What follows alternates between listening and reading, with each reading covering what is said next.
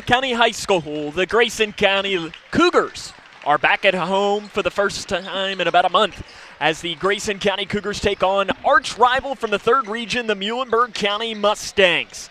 It's a great matchup. Grayson County comes in 4th in the region. Muhlenberg County on the outside looking in. But when these two teams match up, crazy things usually happen.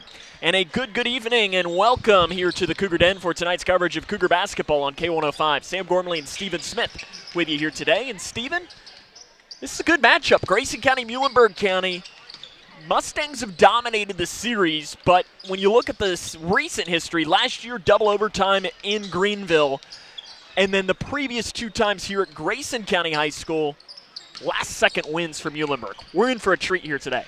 Yeah, I haven't gotten the chance to watch Muhlenberg this year, but kind of looking over their stats and stuff and seeing some pretty impressive numbers from a few of those guys. So excited to throw it up and get going. Grayson County enters with a record of 7-5. Muhlenberg County enters with a record of 4-8. Coming up on our locker room show, we will introduce you to both teams, talk to the head coach of the Cougars, Travis Johnston, and give you the starting lineups. That comes up and more right here on K105. Do you need help paying for college? Your first step is completing a FAFSA, free application for federal student aid. The 24-25 FAFSA will be available in late December 2023 and is more user-friendly. More students will be eligible for aid than ever before. Kia counselors and others are ready to help you. You're not in this alone. For more information, use the QR code or text money to 800-928-8926. Or you can visit gearupky.org/money. Look around your home, and there's probably something that was made right here in Litchfield. Leggett & Platt is a worldwide corporation making a wide range of products, including sofa sleeper and reclining hardware assemblies here at home. A portion of your Ashley, Lazy Boy, or England furniture might have been made by one of your neighbors. Join the Leggett & Platt team today. We're a one-shift operation with competitive wages. Our motto is, we work hard so you can rest easy. Leggett & Platt is an equal opportunity, affirmative action, veteran and disability employer. No matter what you're up against, we have your back. We are United Way. We are neighbors helping neighbors. In communities around the world. When disaster strikes, we get you back on your feet. We help children build brighter futures. We've been here for over 135 years. But now, our work is more important than ever. Join us. Join your neighbors. Join United Way. Connection builds community. It grows the minds of future citizens and leaders. Connection teaches. It encourages. It builds confidence. Through relationships, through partnerships, through small daily acts, through high-impact programs at all levels. Connection says together, we can. The one thing I know about Grayson County Schools, when you get the right people going in the right direction, anything's possible. We are GC Connected. This is Cougar Basketball on K105. Welcome back to the Cougar Den. Grayson County and Muhlenberg County about ready to roll here. Sam Gormley and Stephen Smith back here at Grayson County High School for you. Muhlenberg County enters with a record of 4-8. They are 1-1 in the 10th district of play. Their leading scorer is one of the top players in the region, Maddox Jernigan. He averages 17 points and 4.2 rebounds per game. Really good at getting to the free throw line as well. Averages attempting over 7 free throws per game. The other players you need to know, Jace Summers averages just under 12 points and 2.1 rebounds per game. Then they've been without Isaac Coates, the sophomore guard, number 14, 14.5 points, 3.3 rebounds. He's not played since December the 15th against Ohio County. Unsure whether he'll be out there today for the Mustangs. Grayson County enters the record of 7-5. We'll take a break, introduce you to them after this. This is Grayson County Cougar basketball on K105. For the more than 1 million people living with Parkinson's disease, the Parkinson's Foundation celebrates movement at Moving Day. A movement toward life-saving resources. Movement toward advancing research and care. Movement toward a better life. We care. We fight. We move to beat Parkinson's. Move with us at movingdaywalk.org.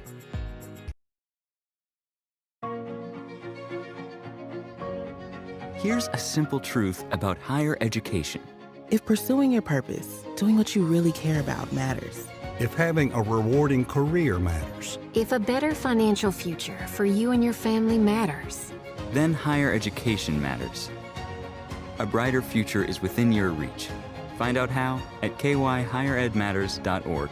Brought to you by this station and the Kentucky Broadcasters Association.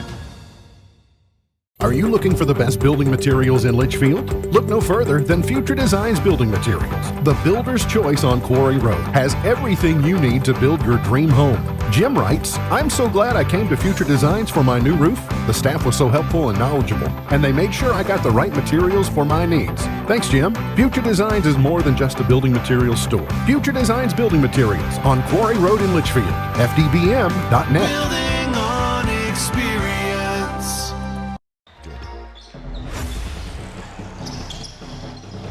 This is Cougar Basketball on K105. Welcome back here to Grayson County High School, where the Grayson County Cougars are about to take on the Muhlenberg County Mustangs. Grayson County 7-5 record. Stephen, last time we saw them, it was a win against Paducah Tillman for the Cougars, 81-65.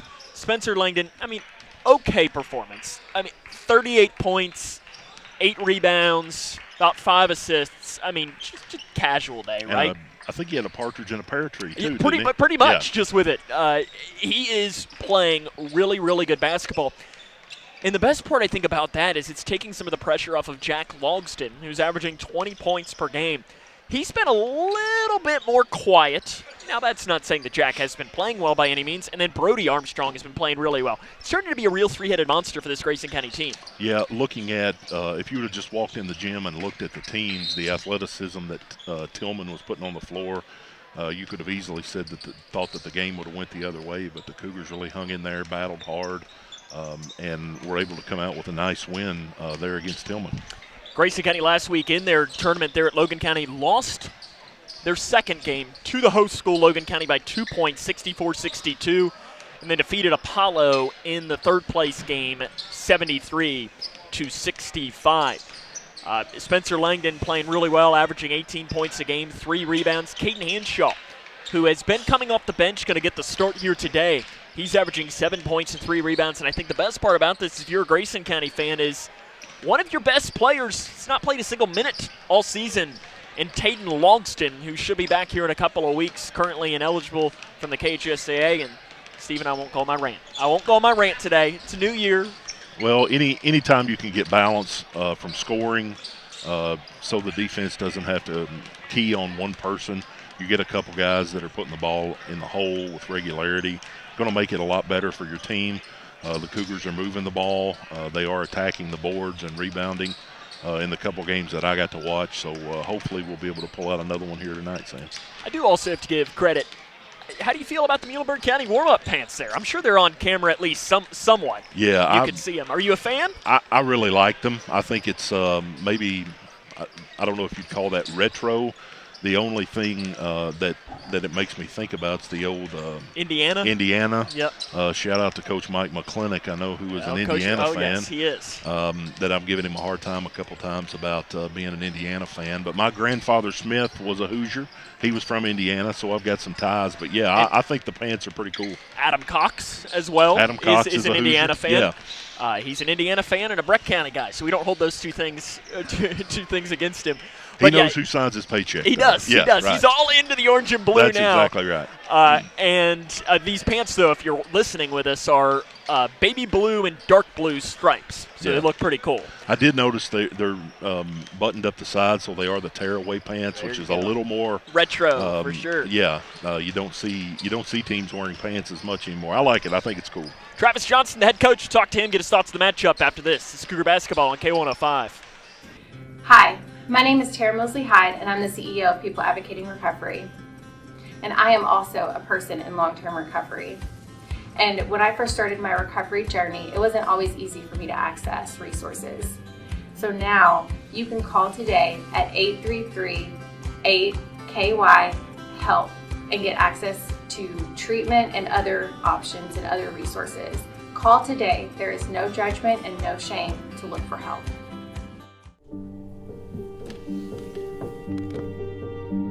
Some days are just better than others. I think you should go talk to someone. It's not that easy.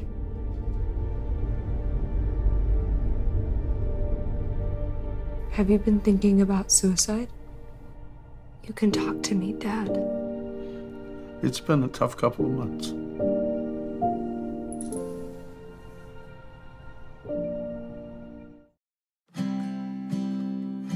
Hi, I'm Dr. Ashley Gabbard, internal medicine physician with Owensboro Health.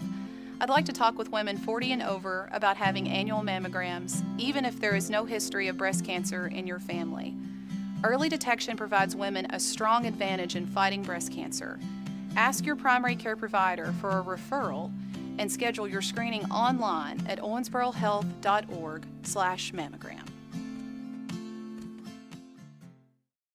The governor has declared a state of emergency, and evacuation is now underway as the storm approaches. The National Weather Service has issued a warning as it monitors the storm. Those in the following counties, therefore, should seek.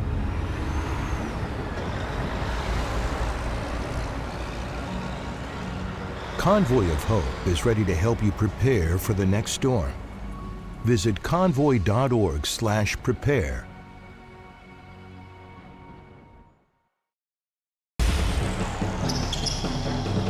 This is Cougar Basketball on K105. Welcome back to the Locker Room Show here on K105. Sam Gormley now joined by head coach Travis Johnston. Coach, you had the games last week against Logan County and Apollo. What did you learn? Christmas tournaments don't fare as well for us with a young team this year.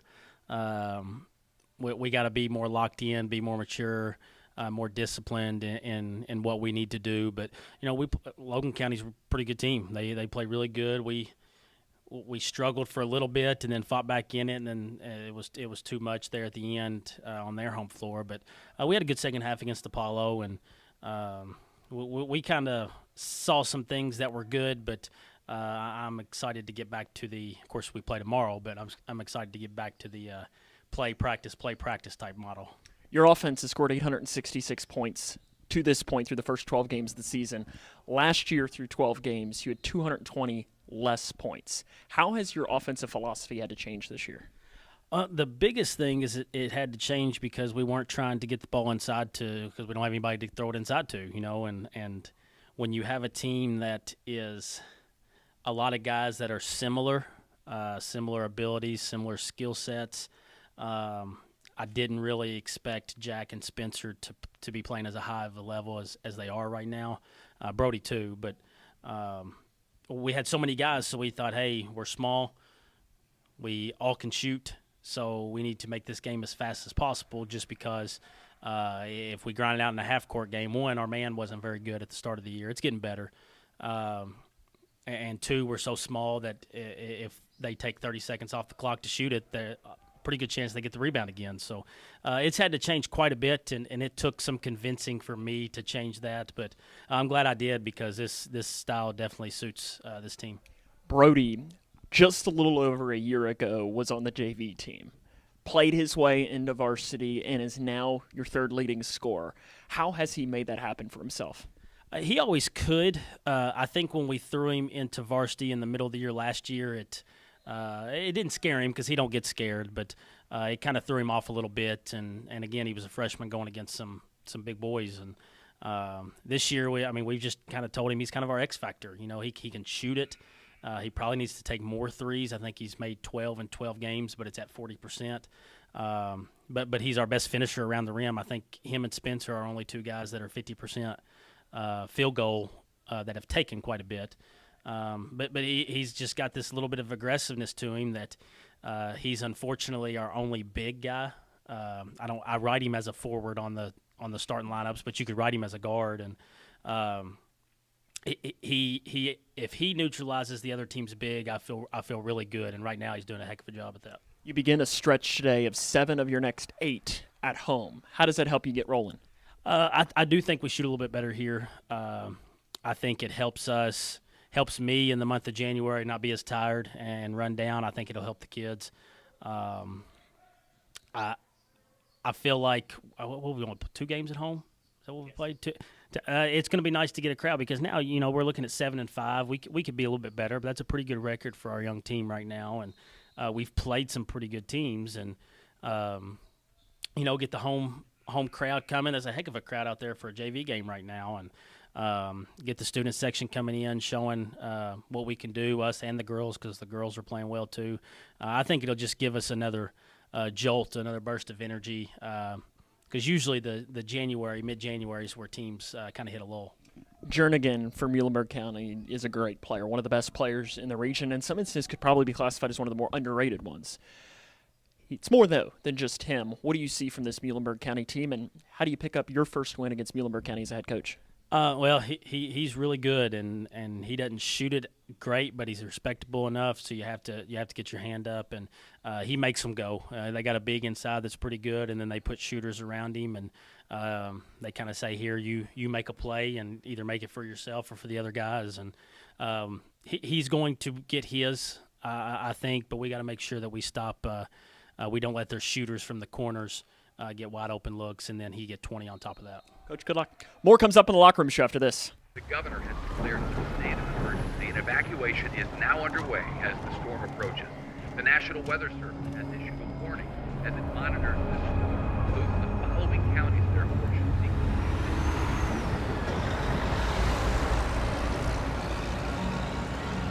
Convoy of Hope is ready to help you prepare for the next storm. Visit convoy.org/prepare. The doctor said I had a 29% chance to find a blood stem cell donor, but I knew you were out there. And when we matched, it was the best day ever. Dear donor, your blood stem cells saved me from leukemia. Thank you forever and ever and ever. Experience the true joy of saving a life at BeTheMatch.org.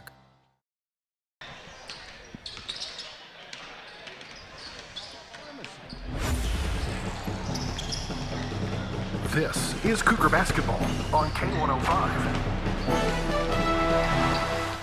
Welcome back here to Grayson County High School, where the Grayson County Cougars and the Muhlenberg County Mustangs are about ready to roll. Let's meet the starting lineups. First for the Mustangs of Muhlenberg County, it'll be junior number 4, Maddox Brannon, averaging 6.1 points per game. Jace Summers is the junior guard, number 12, 11.8 points a contest.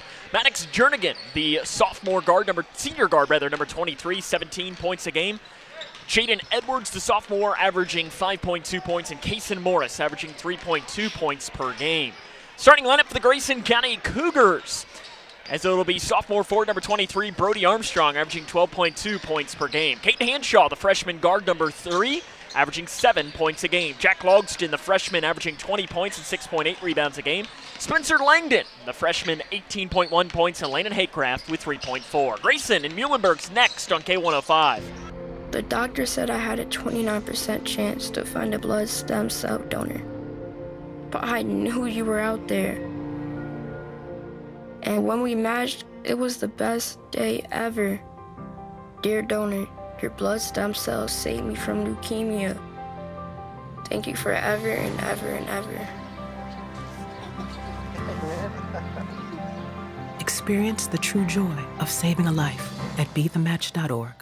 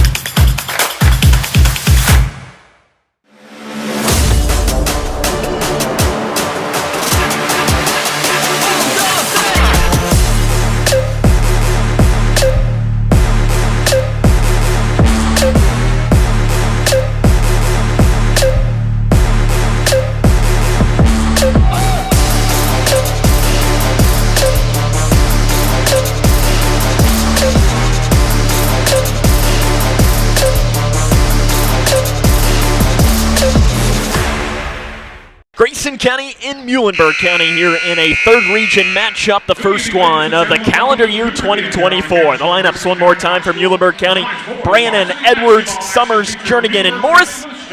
And the lineup for Grayson County is Langdon, Hanshaw, Haycraft, Armstrong, and Logston. Grayson and Muhlenberg is next on K105. Are you ready to help your family get prepared for the unexpected? Here we go!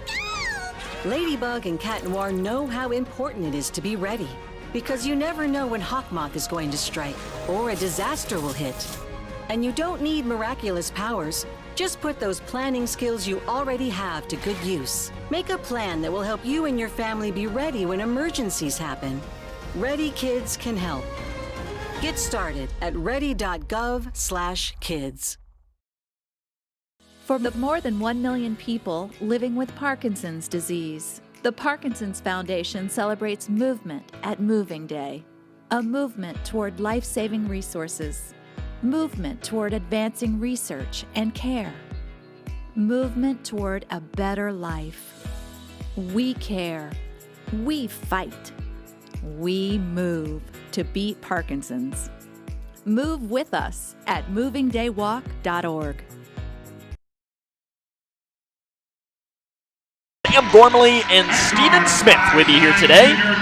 They're announcing the lineups right here in what has turned out to be a pretty good crowd for a Thursday evening. Of course, Grayson County will also play at home tomorrow night as they will face Holmes High School from my neck of the woods up there in northern Kentucky. From Covington will be making the trip here to Grayson County High School tomorrow for a 7:30 start time. The lineups again. For Muhlenberg County, it is Maddox Brannon, Jaden Edwards, Chase Summers, Maddox Jernigan, and Kason Morris. And the lineup for Grayson County: Spencer Langdon, Caden Hanshaw, Landon Haycraft, Brody Armstrong, and Jack Logston. These two teams have met now. This is matchup number 18. All-time Muhlenberg leads 13-4. It's time for basketball in Litchfield between the Grayson County Cougars and the Muhlenberg County Mustangs. It'll be Jack Logston to jump for Grayson against Maddox Brannon for Muhlenberg County. The opening tip is into the air, and we are underway as it's controlled by the white jerseys of Grayson County. They'll be working from right to left on the radio dial with that 7-5 record. Spencer Langdon, who the last time we saw him had 38 points, a career high in their win against Paducah Tillman. Logston has it at the free throw line for the Cougars, spins down the right lane, shot off the right side's a little short, gets his own rebound, follows, shot off the right side, good for Jack Logston. Cougars coming out with full court pressure now against this Muhlenberg County team that has a record of 4-8, 1-1 in 10th district play. They've been struggling 7 of their last 8. They have come up on the losing end after starting 3-1, but they play a really difficult schedule. On the left wing, it is Edwards, feeds it off into the far corner to Brannon. Muhlenberg County in the black jerseys with the navy blue numerals, and the shot is up and missed in the near corner, but rebound tapped off long, picked up by Summers at the top of the key. 2-0, Grayson County on top just about a minute into the game. Jernigan in the corner, gives it off to the right side to Edwards. Cougars coming with some pressure. They were deciding back and forth whether they wanted to man or zone, and looks like a little bit of a zone matchup as Jernigan drives down the right side, and an offensive foul is going to be called on the drive, runs over Brody Armstrong, and Armstrong was waiting. Yeah, good job there. I don't know if we keep up with that stat very much or not. I know that's at least the third one in games that I've covered. Came across the lane there, jumped in, got his feet set, and took the charge. That's good to see, especially on their best player, Jernigan. Your first official whistle of the game as there's the shot off the right side by Langdon. He puts it in off the glass, and he's fouled. He'll go to the line. Yeah, Sam, it seems like we talk about it all the time, but attacking the basket, taking the ball toward the defense, not sitting back, letting them come out and get you. Run down in there, get in the lane, might be able to dish it out to a shooter. Foul was called on Chase Summers, his first team second. Langdon to the free throw line, puts it in. Grayson County on top, 5-0, 6:43 left in the first quarter of play. In the backcourt, almost getting away with a walk was Brannon. Here comes the full court pressure. The double team at half court, they were able to break it. Over into the far corner. A little stutter by Jernigan, and it was. Jernigan thought about taking the three, but doesn't get it. They give it off to Jernigan in the far corner. Now off. Basket from the baseline. Good by Brannon from the far side. Muhlenberg County onto the board. It is 5-2. Just about a minute 45 into this game. Your officials for today's game: Joe Jeffries, Quentin Horton, and James Richardson. wearing the stripes. Armstrong drives in, and a foul on the floor is going to be called on Muhlenberg County on the inside.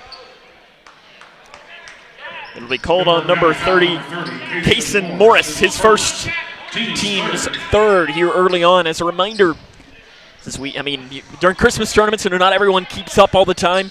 5 fouls means the double bonus in a quarter. It resets. 3 wide open near side. Logston a little too long. Rebound on the floor. Brandon had it. It hit off his foot and then just stopped on the floor. Yeah. It's kind of weird that weird spin on the ball that it just stopped where it was at there. Could have easily went out of bounds. Logston misses an open 3, something he does not typically do when he's got it.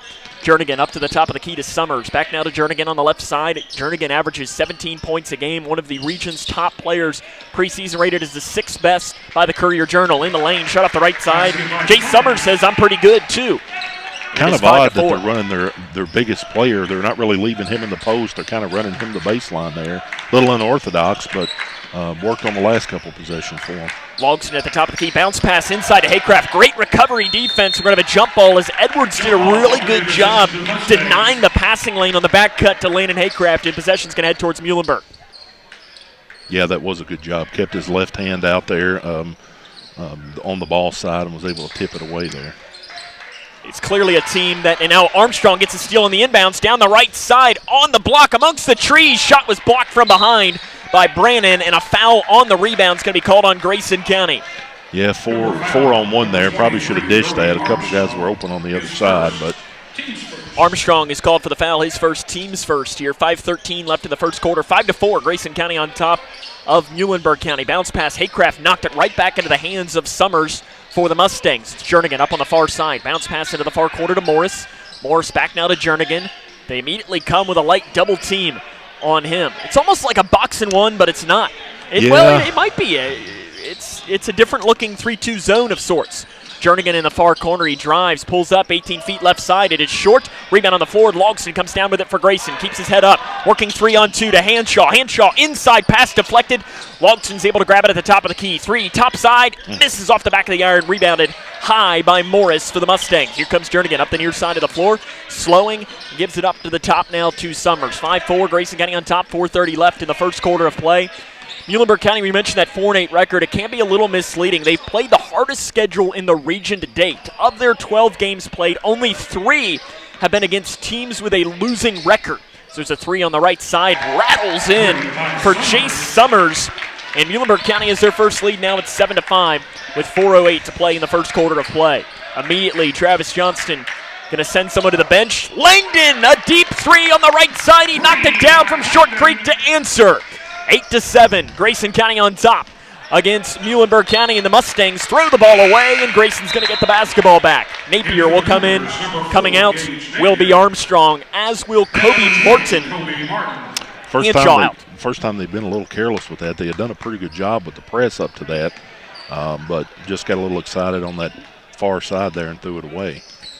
It is 8-7, Grayson County on top by a point. 3:48 left here in the first quarter of play. Exciting start, exactly what you expect. When these two teams play, it's guaranteed to be close. 3, top of the key by Langdon. It's off to the left. It's missed. Rebounded by Morris on the floor. We mentioned those 3 games that Muhlenberg County has played against teams with losing records. Hopkins County Central, Cascade, Tennessee, and Ohio County. Ohio County's a really, really good team to have a losing record, so I'd almost don't even count them in that realm. Just shows that this Mustang team not afraid to play anybody at any time. The records don't necessarily mean anything. The one that they matter the most to them is in the region tournament, when they've done a lot of damage over these last couple of years, winning 2 out of the last 3 third region championships. Far side, bobbling out of bounds and stepping out of bounds is Edwards. The ball's going to head back to Grayson with 3:06 left in the first. Looked like they gave a little bit different look there. I couldn't tell if it was a 1-2-2 or 3-2, but they dropped back into a 2-3 right there. And kind of rattled them a little bit, and were able to get the turnover. In between the circles, Kobe Martin coming off of a career-high 11 points last time out. Langdon, little ball fake at the free throw line, spinning down the right lane. Langdon right side, good. Uses the glass to his advantage. Langdon's got 8 in the first quarter. Grayson County leads 10-7. And now Martin is going to pick up a foul up the near side. Jernigan trying to create some space. Really got a really good view of that right in front of the Muhlenberg bench, and it looked like before he got to Langdon, he stepped on the out of bounds. So I don't know if the referee was watching a little bit higher there, expecting the contact, but he did step out of bounds. 10-7, Grayson County on top. Foul was called on Martin, his first, team's second here of this quarter of play with 2:40 left in the first quarter. Grayson County up by 3. Jernigan on the left wing. The double team comes. He's got it in between the circles. Left wing Coates, who's back in the game, his first appearance since the 15th of December. He's one of their leading scorers at 14.5 points a game, only appeared in 6 games, and shot missed by Morris. Rebounded by Logston for Grayson County. Logston outlet pass to Haycraft down the left side, basket good. That's why you run the floor. You run hard. You got the ball handler keeping their head up, get rewarded with an easy bucket. And Jack Logston, one of the team's top scorers, not afraid to pass it off and get an assist. Yep. All counts the same in the long run. Cougars went back to man-to-man the last couple possessions, so really switching up that defense just about every time down the floor. Jernigan drives and walks with it. Woo. Drives down. He was looking for a foul, and he looks at his head coach, Aaron Morris, and Aaron Morris says, pass it. Yeah. Don't be afraid to, dish it out. I don't know if that was Jack or Langdon on that side. Kept their hands straight up and did a good job not fouling, and he walked. 1:45 left in the first quarter. Jernigan is a player that averages over 7 free throws a game. Langdon drives down the lane. He just loses it. An outlet pass off to Edwards. Here comes the Mustangs. Off in transition. 3 left side. It's a little bit too long by Coates. Rebounded on the interior by Muhlenberg. Shot too long by Brannon. And rebounded by Grayson County's Napier, and he's fouled from behind. I think they'll call that on Coates. Kind of be his first, team's fourth. A feverish pace here that both teams getting up and down, running the floor really well. Grayson County, that's how they want to play. Muhlenberg County probably more of the team that wants to slow down and run their offense. But we've seen this season when teams do that to Grayson, it hasn't gone well for the orange and blue. And Muhlenberg County is playing at their pace, which Grayson County says, yes, please, do that. Right, yep. Zach Bratcher is into the game. He's got it on the right front court. Off to Logston. Pulls up 18 feet left side. A little too long for Logston, and rebounded by Brannon for the Mustangs. 12-7, 1:08 left in the first quarter of play. Bobbling into the far corner goes Muhlenberg County with a 5-point deficit. Was looking at the... Driving down the right side, absorbing the contact, 7 feet near side, good by Kaysen Morris. Pace of play, I was looking at the stats before the game. The Cougars are outscoring them per game 72-55, so that speaks to the speed that they want to play with and the speed to Muhlenberg County, too, to slow it down and turn the ball over. This Grayson County team has been night and day from last year. 866 points scored through the first 12 games. Last year, that's 220 more points than they had at this point a year ago. Foul in the lane is going to be called on Muhlenberg County. It's going to turn into 2 shots for Jack Logston. Maddox Brandon picks up his first, team's 5th. It's a shooting foul regardless, but it would have turned into 2 free throws because of the double bonus. Jack to the line where he is very good this year, 88.1%, and he's going to add to that total. I don't know what Coach Johnson would say about this, but the first thing I noticed in the first game I watched the Cougars this year was their tenacity on defense. They were playing hard, speeding them up, and that probably leads to a little bit quicker on the offensive end too, but getting the pace set with that hard defense. Both shots good by Logston, up by 5. Muhlenberg County throws the ball away. Brannon was trying to find Edwards on the far side of the floor, led him a little bit too far. And it'll be a turnover for Grayson, and it's very interesting. In years past, for Travis Johnston, 26.9 left on the clock in the first quarter. This would have, without question, been hold for the final shot. But this team plays best when they're moving up-tempo. I'll be interested to see what he does now. He's got a 5-out look, though, which to me says I'm holding for the last shot, but Muhlenberg County's got to come with pressure, and the Cougars throw it away.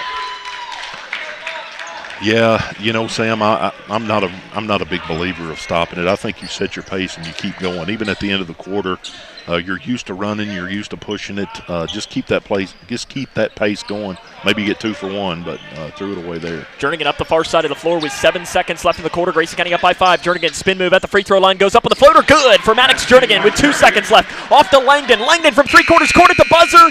It is short and no good. At the end of the first quarter of play, Grayson County leads Muhlenberg County 14-11 as this is Cougar basketball on K105. Look around your home, and there's probably something that was made right here in Litchfield. Leggett & Platt is a worldwide corporation making a wide range of products, including sofa sleeper and reclining hardware assemblies here at home. A portion of your Ashley, Lazy Boy, or England furniture might have been made by one of your neighbors. Join the Leggett & Platt team today. We're a one-shift operation with competitive wages. Our motto is, we work hard so you can rest easy. Leggett & Platt is an equal opportunity, affirmative action, veteran and disability employer. Connection builds community. It grows the minds of future citizens and leaders. Connection teaches. It encourages. It builds confidence. Through relationships, through partnerships, through small daily acts, through high-impact programs at all levels. Connection says together, we can. The one thing I know about Grayson County Schools, when you get the right people going in the right direction, anything's possible. We are GC. Grayson County leads Muhlenberg County 14-11 as we start the second quarter of play. Grayson County looking to snap an 8-game losing streak to this Muhlenberg County team. The last time Grayson County beat Muhlenberg County, Grayson County's leading scorers, Jack Logston and Spencer Langdon, were in first grade. Wow. It's been a while. Yeah. It's been so long that I was a freshman in college. I don't know what year they consolidated down there. What year was that? That was, I guess, 2010. Okay, yeah. 2010-11 in that realm. So it's only the 18th matchup for two third-region rivals. They like to play just about every single year. Cougars start with the ball here in this second quarter of play, 14-11. They're up by 3. Langdon had 8 points in that first quarter of play. Bratcher up top, gives it off to Logston at the left wing. Into the corner to Martin. Martin back now to Logston. About 30 seconds into this quarter play. Bratcher's a great shooter. Been a little slow to start the season, but he's one of those guys, you've seen it. When he catches fire, just keep feeding him the ball. Right side Langdon. He'll drive in and walks with it deep on the right side. 7:21 left in the first quarter of play. In the first half of play, it's 14-11. Grayson County has the lead, but the ball's going to head back to Muhlenberg. I didn't see it on that far side. I was looking down in the paint. A couple Cougars have made good cuts there and got open. Ball handler wasn't able to get it to him, but referee called it, so that's what it was. Man-to-man defense here for Grayson, and it's a half-court man to open up against the Mustangs. The left elbow, it is Brannon. Backs it off to Jernigan, 18 feet, and an offensive foul. Illegal screen going to be called on Muhlenberg County. Whistle on the inside on, did we see Luke Harden? It is on Luke Harden, his first, team's first. He looked guilty when he turned around. I think he still looks guilty. He was trying to play it off, but I think he knew what he did as soon as the ref blew the whistle. Couple of subs in for Grayson County. Caden Hanshaw and Brody Armstrong re-enter. You got your starting lineup, except you've got Napier in for Haycraft. Napier started a lot of games this year, so it's pretty much a starting lineup as well. Hanshaw going to run the point for Grayson. At the free throw line, he backs it off, being guarded up at the top by Harden. Hanshaw blows around Harden, double teamed and walks with it. Yeah, probably did slide his pivot foot there. Got down a little bit too deep. Defense did a great job of cutting him off, but back to the Mustangs. Cougars going back now to full court pressure. Jernigan breaks it up the far side of the floor. He stops as he crosses, feeds it back now to Brannon. Up to the top of the key. Good defense here as Summers up. 18 feet, top of the side. Good for Summers.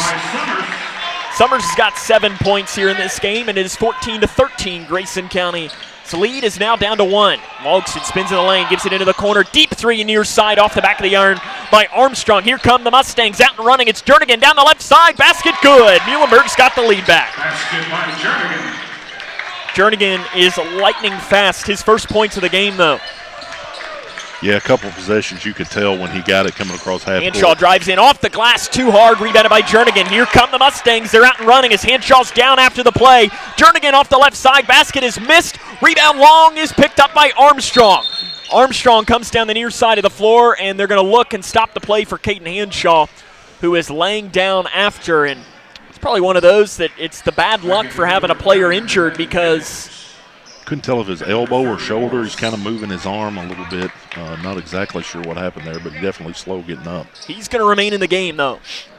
15-14, Muhlenberg County up by 1 point. 5:55 left here in the first half. Langdon down the left side. He's bumped. That's a good call. Yeah, it is. Summers picks up his second. He didn't necessarily believe he did it. My favorite thing that players do, and it doesn't matter, it's always boys, girls, it doesn't matter what level, is they get fouled or they walk and they look at their coach, and the coach does the slow nod, like, yes, you did. There's no question, right.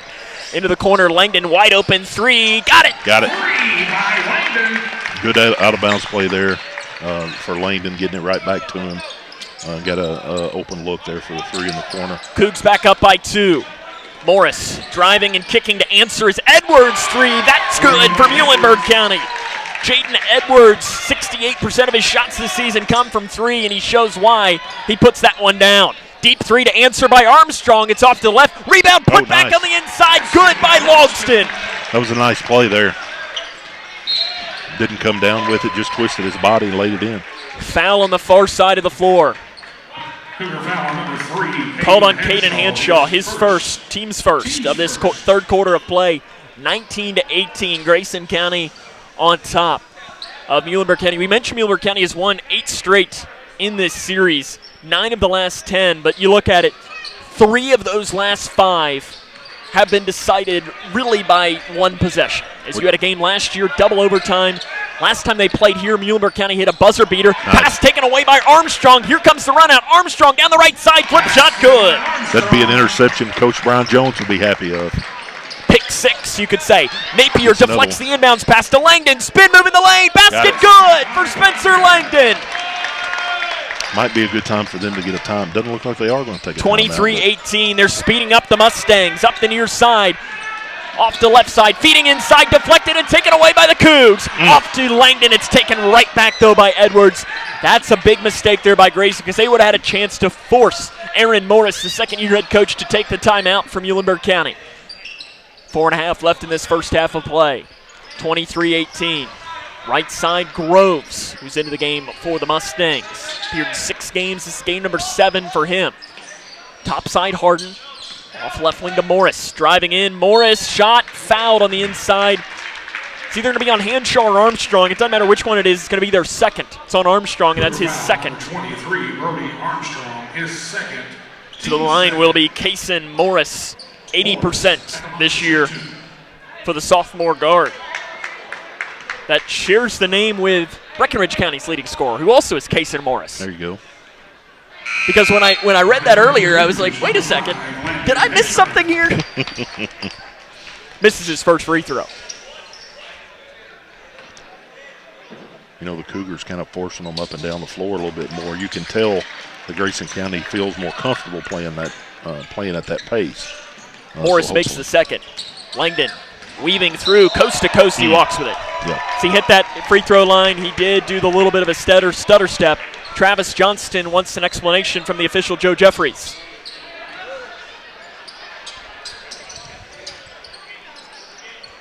Over that far side goes Jernigan. He breaks the timeline. He is very quick.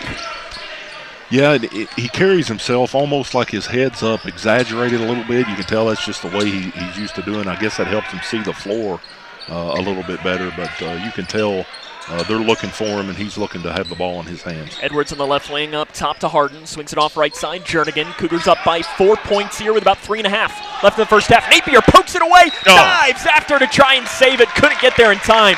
But listen, and I looked down at the bench. Every coach just stood up. Yeah. I mean, Gage Napier just about dove into a small child who's sitting over there in the front row. Came from this close side wing, ran all the way across, and almost made a really, really good steal right there. 23-19, 3.5 left in the first half of play. Cougars up against the Mustangs of Muhlenberg County. Right side, Edwards to the top of the key. I don't know that pass was too Harden. I think it was supposed to go to Jernigan, but Harden said, I'll take it instead. Jernigan back now to Harden on the left wing. Back up top, Logston tries to steal. He does have it. Logston is then double-teamed, able to keep the dribble going, and Muhlenberg County swarming defense. They couldn't get set. Haycraft down the baseline. Shots left short, and rebounded on the inside by Muhlenberg County. Here come the Mustangs, working 2-on-3. Down the right side, little no-look pass to Jernigan. 3 right side, little too long. Rebound on the floor. Langdon's got it. Good job there. The guy may have come over his back a little bit, but held him off enough to be able to corral that rebound and go the other way. 2:40 left in the first half of play.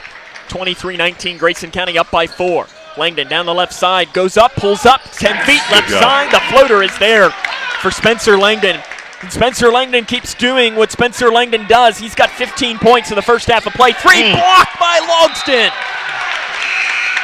Access denied for the freshman. And for the Mustangs, number 4, Brandon, and number 14, Coates. Maddox Brannon and Isaac Coates come back into the game for Muhlenberg County. Kobe Martin re-enters for Grayson County. Bounce pass on the inbounds. They give it to Brannon. He tries to feed it off, gives it to Coates. Coates drives, flips, shot, good, and he'll go to the line. Foul going to be called on the inside on Hanshaw. I think Caden did a pretty good job. No, it's called on Martin, rather.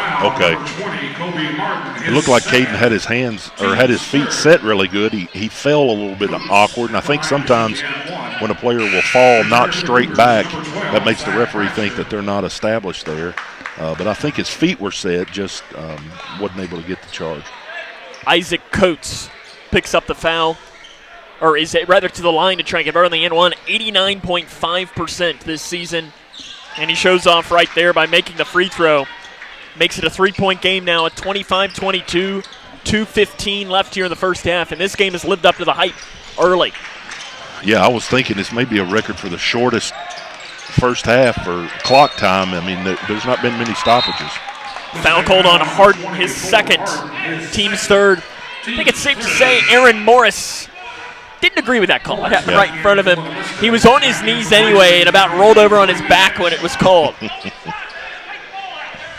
I was hoping that wasn't just the announcer's jinx you just dropped in there saying it was going really quick and then we just had a little, could be classified as a ticky-tack foul. As soon as it gets out of my mouth, they call a foul and stop play. So, yeah, hopefully that doesn't set a precedence for the next 2 minutes, 6 seconds. Langdon to trigger from underneath the basket for Grayson County. Scans once, scans twice, gives it to Haycraft. 3, far side, off the backside of the iron. A foul on the rebound. We have a double foul? Looks like he pointed at Jernigan. I thought I saw him go like this, which usually means double foul. No, it's a called on Jernigan. Yeah. That's his second. Oh, he did. He did call one on Bratcher? On Bratcher, yeah. So it's a double foul. It's kind of both of it is the team's fourth, so it's no free throws. And then a Mustang foul number 23, Matt Jernigan, which is his second foul, team's fourth. Kind of a weird call there. It is, and now we're going to have a foul called up top, and it's whistled on Kason Morris. That's his second, and that's going to be free throws for Grayson County. And I think that was a good call. Yeah, he was up under him pretty good there. My apologies for talking about the game moving along really well, and now we're going to a snail's pace. We've had in the last 5 seconds of game time, I think 4 fouls called. Yeah. Langdon to the line, makes his first. That's Stephen Smith. Litchfield, Kentucky. Yeah. Almost said my email. I was going to give it if I knew it. Yeah. Second shot good there. Both free throws in by Langdon. Grayson County up by 5. 2 minutes left in the first half of play. Jernigan blows right past the defenders. Morris up top. Swings it off left side. 3 by Coates. In and out it pops. Rebound through the hands. It goes into the hands of Bratcher.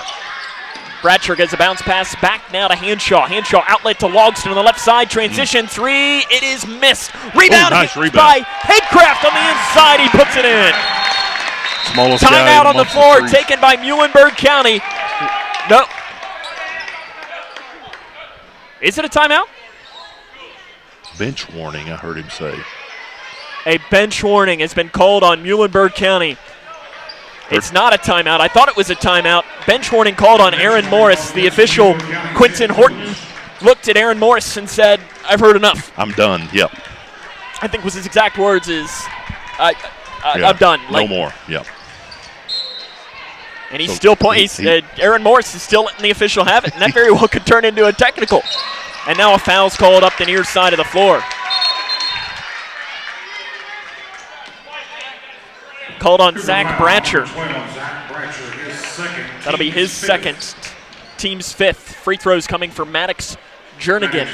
Jernigan averages going to the line over 7 times a game, 77.2% from the stripe. Good job by this other referee down here, kind of stopped by the coach and is talking to him, trying to cool him off a little bit.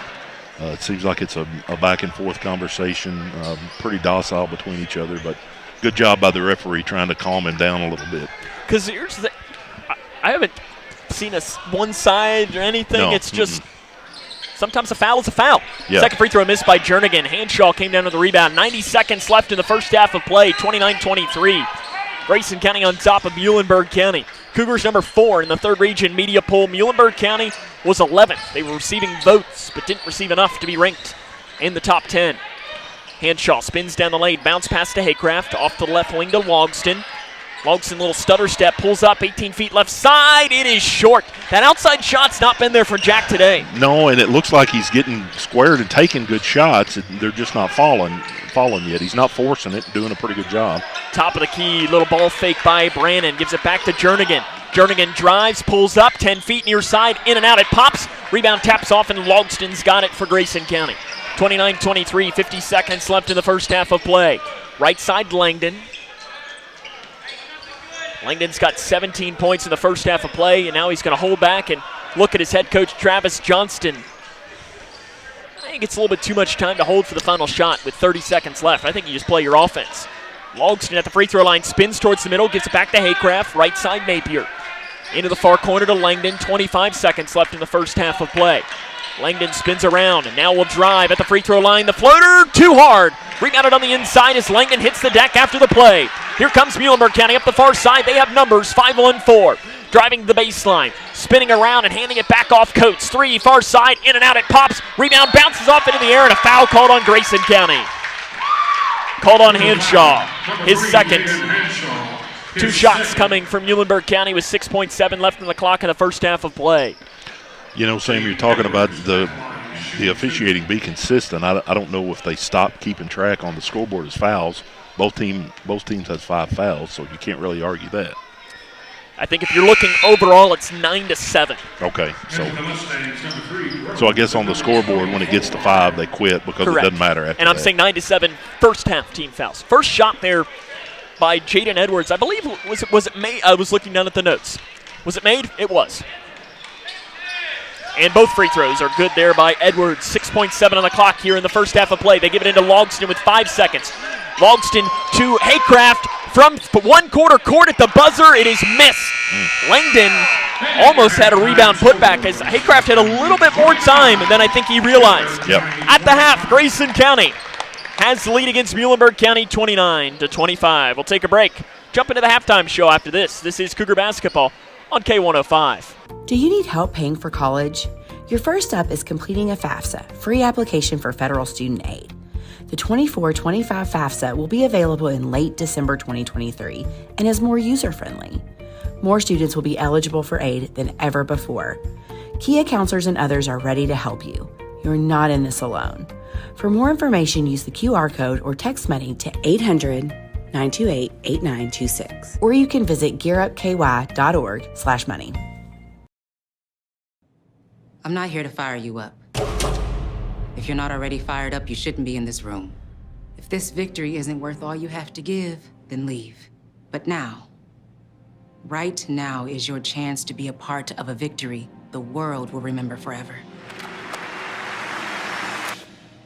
Victory over cancer. This victory isn't just happening. It isn't inevitable. What does hope mean? Now is our time, your time. You may save someone you love. Time is very precious. Today's cancer research is tomorrow's victory. A victory that is there for the taking. Grab it.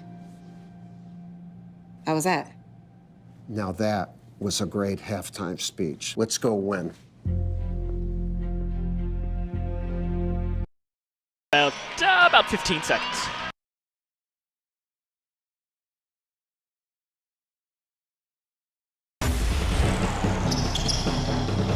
This is Cougar Basketball on K105. Welcome back here to the Cougar Den. Grayson County on top, 29-25 at the half. Sam Gormley and Steven Smith back here. And Steven, we were mentioning that this game was probably going to be close and it was probably going to be entertaining. And I think both of these teams have filled up to that void here in this first half of play. Yeah, both of them are getting up and down the floor like we talked about. That might be favoring Grayson County a little bit more than it is Muhlenberg County. But yeah, you know, really balanced scoring, 29-25. I think it's 14-11 at the end of the first quarter.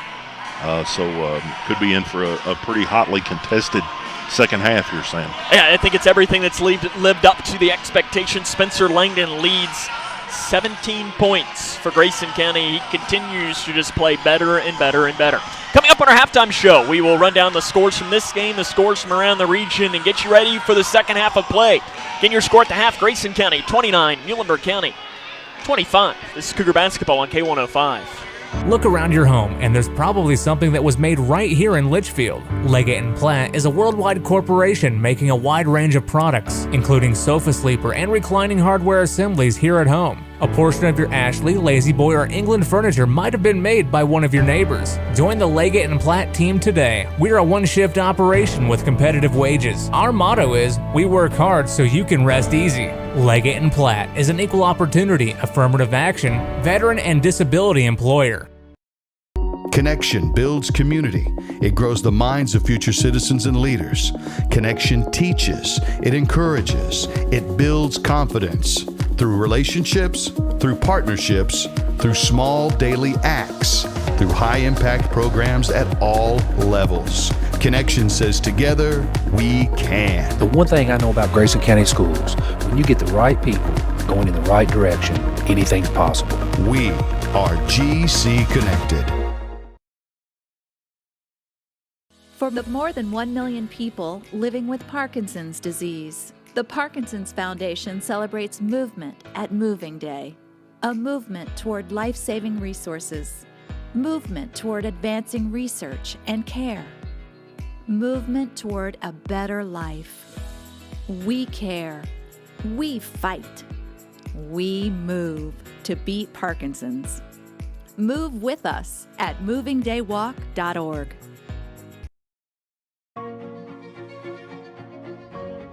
Here's a simple truth about higher education.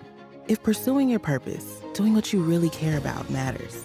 If having a rewarding career matters. If a better financial future for you and your family matters. Then higher education matters. A brighter future is within your reach. Find out how at kyhigheredmatters.org. Brought to you by this station and the Kentucky Broadcasters Association.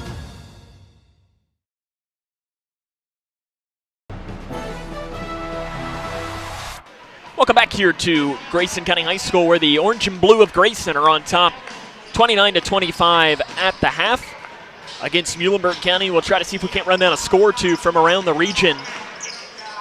A big one happening today. Davis County leads Ohio County 32-29 at the half. 12 lead changes and 2 ties in that game. Wow. So that's a big one happening there. See what else we might have to bring you in girls basketball. Sacred Heart, they're pretty good. They lead Meade County 68-42 with 4:58 left in the fourth quarter.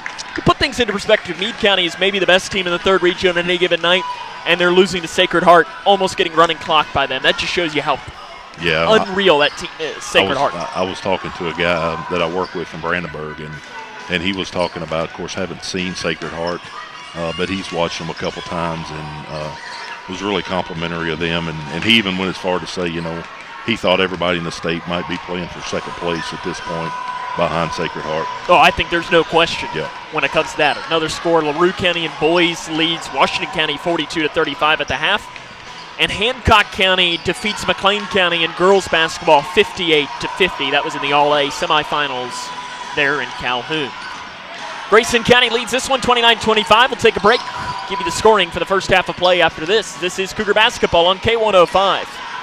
No matter what you're up against, we have your back. We are United Way. We are neighbors helping neighbors. In communities around the world, when disaster strikes, we get you back on your feet. We help children build brighter futures. We've been here for over 135 years. But now, our work is more important than ever. Join us. Join your neighbors. Join United Way. Are you looking for the best building materials in Litchfield? Look no further than Future Designs Building Materials. The builder's choice on Quarry Road has everything you need to build your dream home. Jim writes, I'm so glad I came to Future Designs for my new roof. The staff was so helpful and knowledgeable, and they made sure I got the right materials for my needs. Thanks, Jim. Future Designs is more than just a building materials store. Future Designs Building Materials on Quarry Road in Litchfield. FDBM.net. Building on experience. Hi, my name is Tara Mosley Hyde, and I'm the CEO of People Advocating Recovery. and I am also a person in long-term recovery. And when I first started my recovery journey, it wasn't always easy for me to access resources. So now you can call today at 833-8KY-HELP and get access to treatment and other options and other resources. Call today. There is no judgment and no shame to look for help.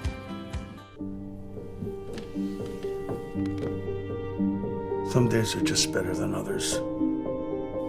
I think you should go talk to someone. It's not that easy.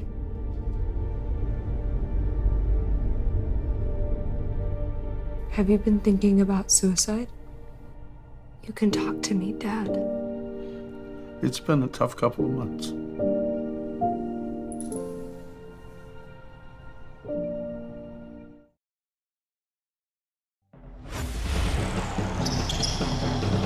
This is Cougar Basketball on K105. Grayson County on top, 29-25 at the half, running on the scoring for the first half of play for Muhlenberg County. Chase Summers leads away with 7 points. 5 points, Jaden Edwards, 3 points each for Isaac Coates, Maddox Jernigan, Kaysen Morris, and 2 for Maddox Brannon. For Grayson County, 17 for Spencer Langdon, 6 for Jack Logston, 4 for Landon Haycraft, and 2 for Brody Armstrong. Steven, in about 15 seconds, what do you want to see to start the second half for Grayson to pick up their first win against Muhlenberg County in almost 10 years? Well, you would hope that they would be able to continue to contain Jernigan. He's averaging, 17, and we've held him to 3. I think that could be a big key, is keeping the glove on him, keep him from getting off scoring. And I think if they do that, then the chances of pulling out that win are going to be great. 29-25's halftime score. Second half's next on K105. Hi, I'm Dr. Ashley Gabbard, internal medicine physician with Owensboro Health. I'd like to talk with women 40 and over about having annual mammograms, even if there is no history of breast cancer in your family. Early detection provides women a strong advantage in fighting breast cancer. Ask your primary care provider for a referral and schedule your screening online at owensborohealth.org/mammogram. The governor has declared a state of emergency, and evacuation is now underway as the storm approaches. The National Weather Service has issued a warning as it monitors the storm, including the following counties that are fortunate.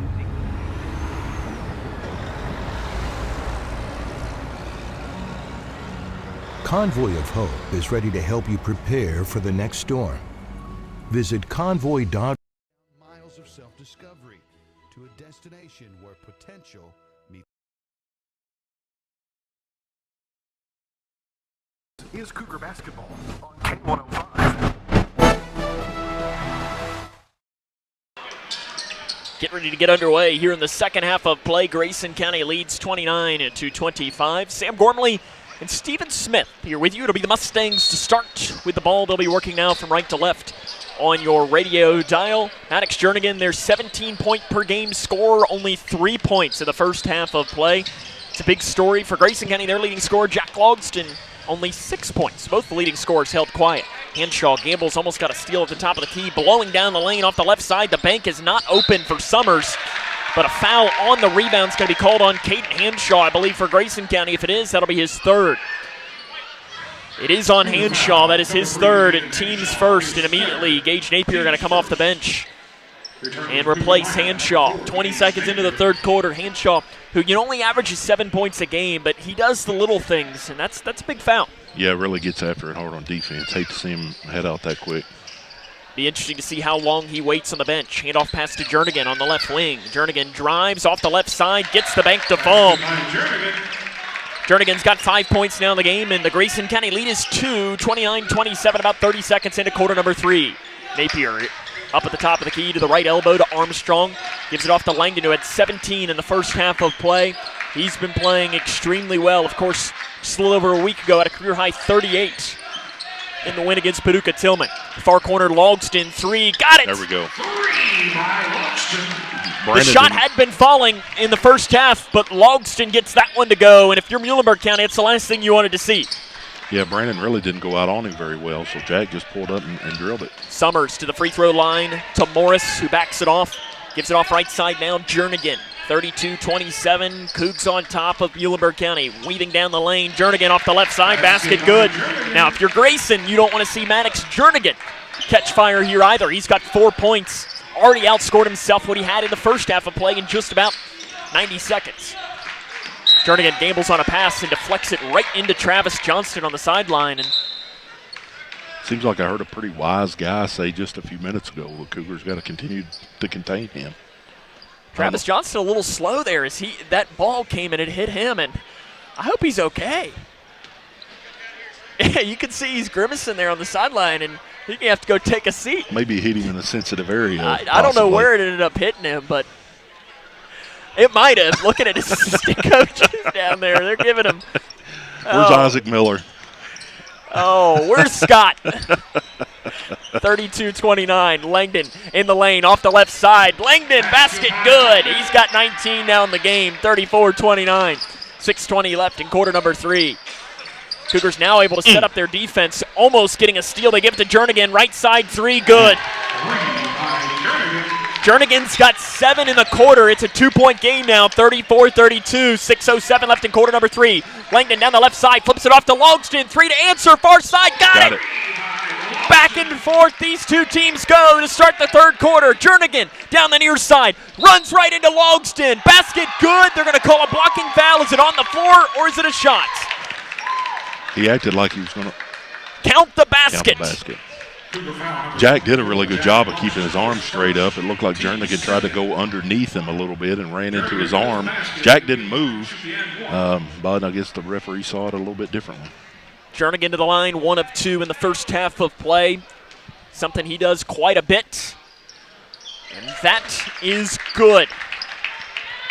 37-35. These two teams have caught fire here a little bit to start this third quarter of play. Grayson County averages 72.2 points a game. Muhlenberg County only averages 55. But Grayson County's defense and the way they play will allow for some points to be scored. Napier 3 near side, off the front of the iron. Rebound taps off the glass, and it's pulled down on the floor by Summers.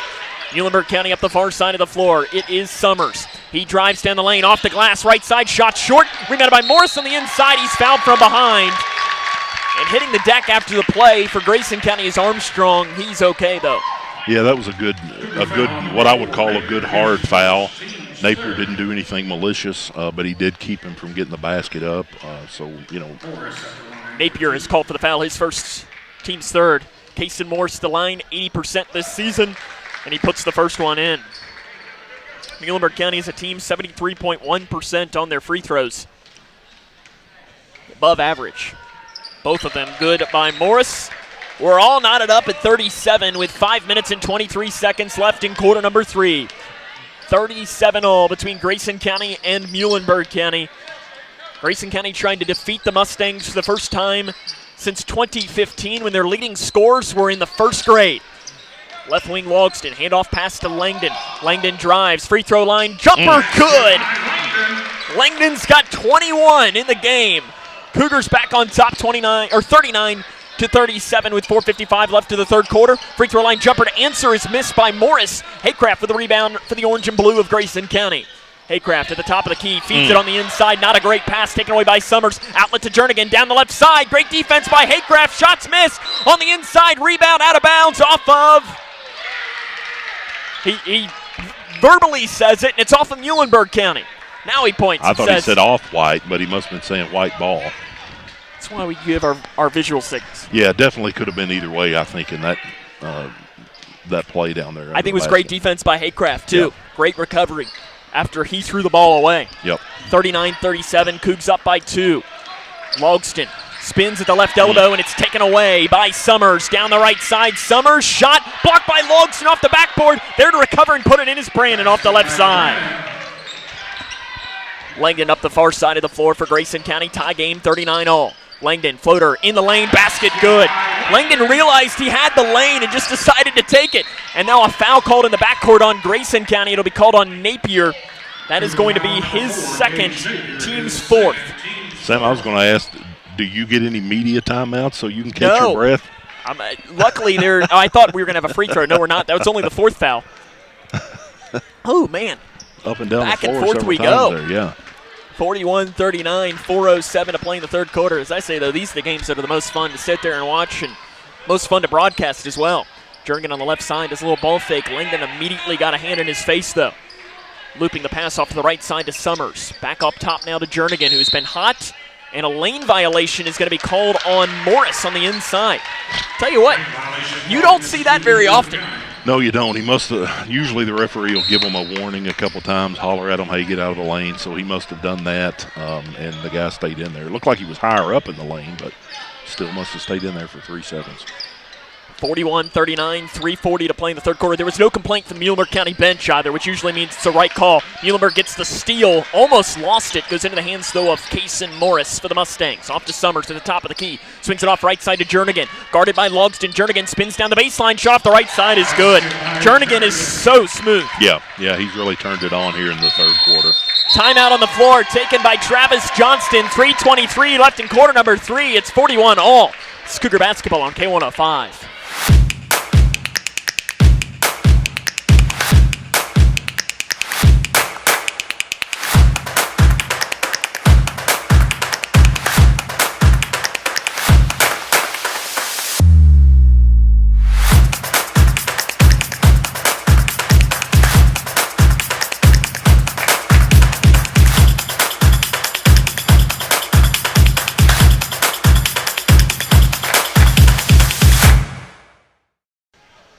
Grayson County and Muhlenberg County tied at 41 here. Travis Johnston takes the full timeout. Maddox Jernigan, 3 points in the first half of play. And right here, if I can do math really quick, Steven, that's 12 in this third quarter through about 4.5 minutes. I was just thinking, Sam, you really kind of credit both teams. Neither one of them are really forcing any shots. Both teams are getting pretty good shots. Where they weren't falling in the first half, they have started falling a little bit more now.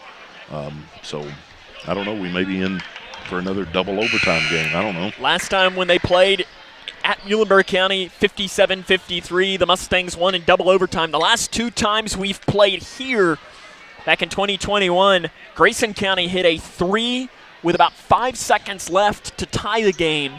Muhlenberg County ended up attempting a 3 from half court that was missed. And Muhlenberg County was trying to say it was their ball, but Travis Johnson says, hey, wait a second, that's our ball. Probably the one that wants the double overtime game more than anybody, Covington Holmes. Yes, who is Grayson County's opponent. Next game, kickball violation up at the top of the key called on Isaac Coates. 3:17 left here in this third quarter of play. It is 41 all between Grayson County and Muhlenberg County. Armstrong's got to get it in and throws it to the backcourt. And it's run down by Napier for Grayson County. Napier on the right side. Looks for help, finds it up top now to Brody Armstrong. He's been held fairly quiet in this game. Left side shot by Logston. He doesn't take it, drives in, floater is left short. And Brannon comes down with a loose ball for Muhlenberg County, who have a chance to take one of their first leads of this game. Into the corner, 3 by Coates. It is missed off the back of the iron. There to follow and put it in, though, is Groves. Nobody had a body on him. That's one of the easiest putbacks you're going to have all year. Yep. For Gavin Groves. 3 to answer by Langdon. It is short. Rebound saved in by Armstrong. Throws it off the Muhlenberg County player. It's going to stay with Grayson. Good job by Brody there. It almost looked like Spencer's shot may have got tipped on the shot out on the wing over there. I wasn't for sure, but it looked like it may have. Haycraft out. Kobe Martin in for Grayson County. They trail by 2 points. Martin in the far corner off to Logston. Back now to Langdon. Langdon fakes the drive, backs it off now, 2.5 to play in the third quarter of play. 43-41, Muhlenberg County on top. Armstrong drives down the right side, basket good, he'll go to the line. Really good take right there. Kind of let the play develop, waited till the guy got in the air and then went up through him and able to score. Good job by Brody there. Foul called on Groves, his first, team's first. It's only Armstrong's second basket of the game. He's got 4 points. He'll go to the line where he is 68.1%. I'll tell you something else you really like to see. Everybody on the bench into the game. They all stood up congratulating Brody there. Good teammate work there on the bench. 44-43, Grayson County up by 1. Summers, baseline jumper is short. Logston with a loose ball for Grayson. An outlet to Langdon. Grayson County's got numbers 3-on-3. They go. Langdon pulls up, shot blocked by Jernigan. Jernigan comes down with it. Muhlenberg County with numbers. Jernigan speeds down the lane. Shot off the left side is no good, but he's fouled by Logston.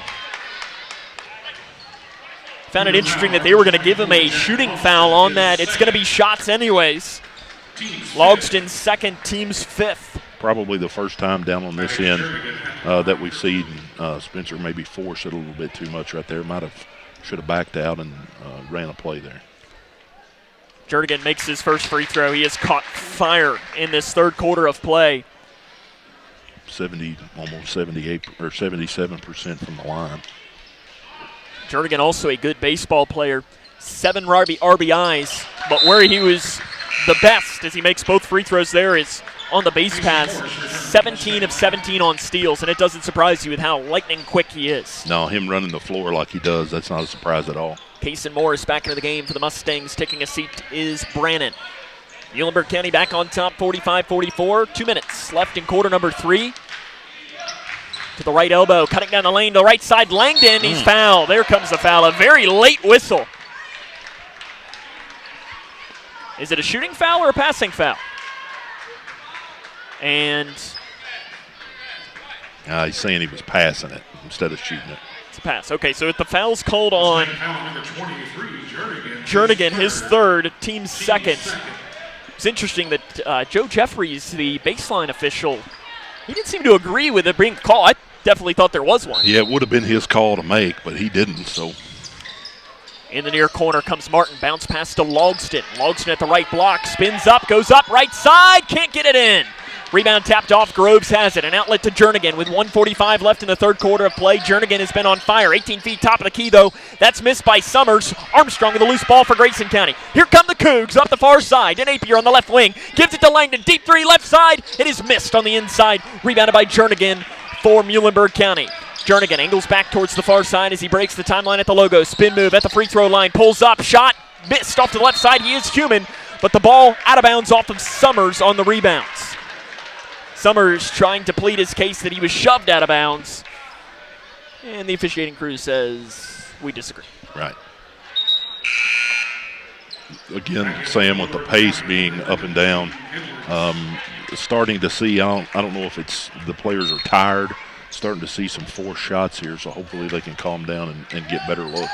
Max Jernigan does go to the bench here. Langdon in the lane. Shot missed by Spencer Langdon. It's rebounded. Those shots were falling early. They have not recently for Spencer. Here comes Muhlenberg County. Summers off the left side. Blocked by Logston. Out of bounds. It's going to stay with Muhlenberg underneath. 45-44. 1:08 to go in the third quarter of play.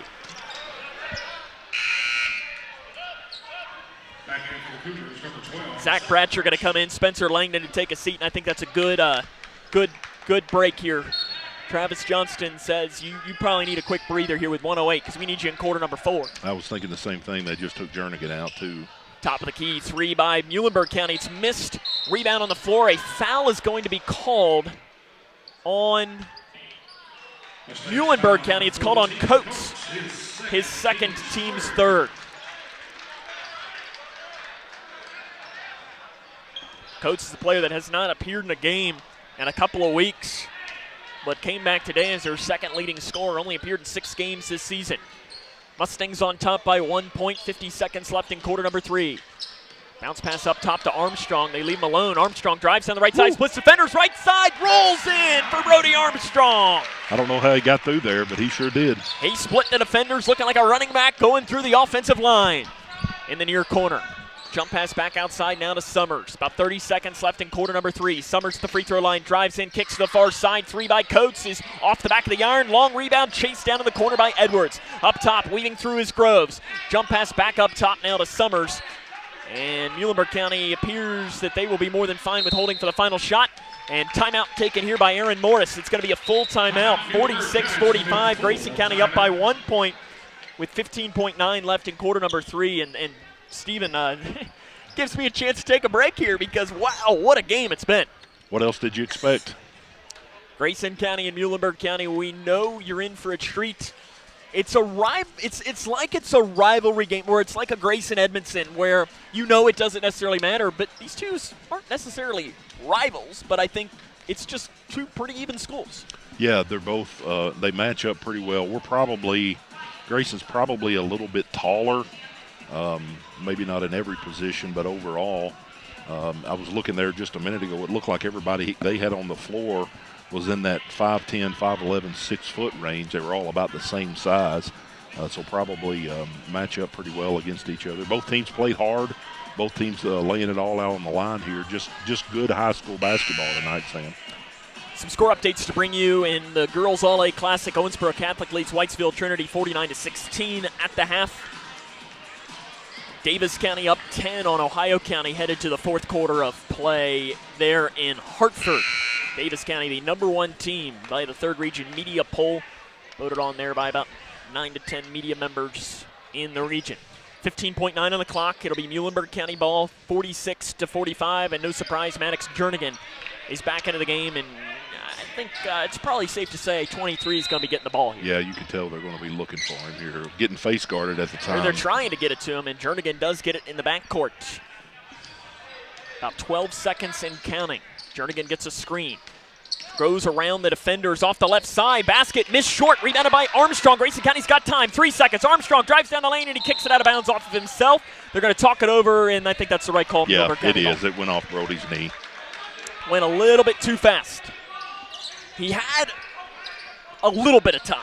Yeah, had the right idea, push it as far as the defense will let you, but maybe lost a little bit of control there and did lose it off of his knee. 1.6 on the clock. They're going to throw it the length of the floor. Logston intercepts it, throws it up at the buzzer, and it is way off the left and lodges in what would be the student section if they were here tonight. 46-45, Grayson County on top by 1 at the end of the third quarter. This is Cougar basketball on K105. Do you need help paying for college? Your first step is completing a FAFSA, free application for federal student aid. The 24-25 FAFSA will be available in late December 2023 and is more user-friendly. More students will be eligible for aid than ever before. Kia counselors and others are ready to help you. You're not in this alone. For more information, use the QR code or text money to 800-928-8926. Or you can visit gearupky.org/money.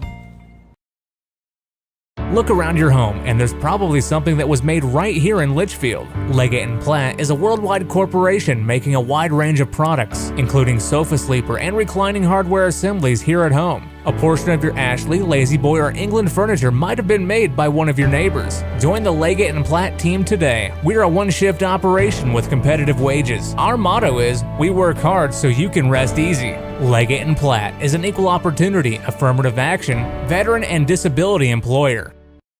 45, Grayson County up by 1 point as we start the final quarter of play. Sam Gormley and Stephen Smith with you. And Stephen, game's lived up to the bill today. Yeah, I was just showing Sam here. I'm almost out of water. If anybody's listening, we're about right there. So we're.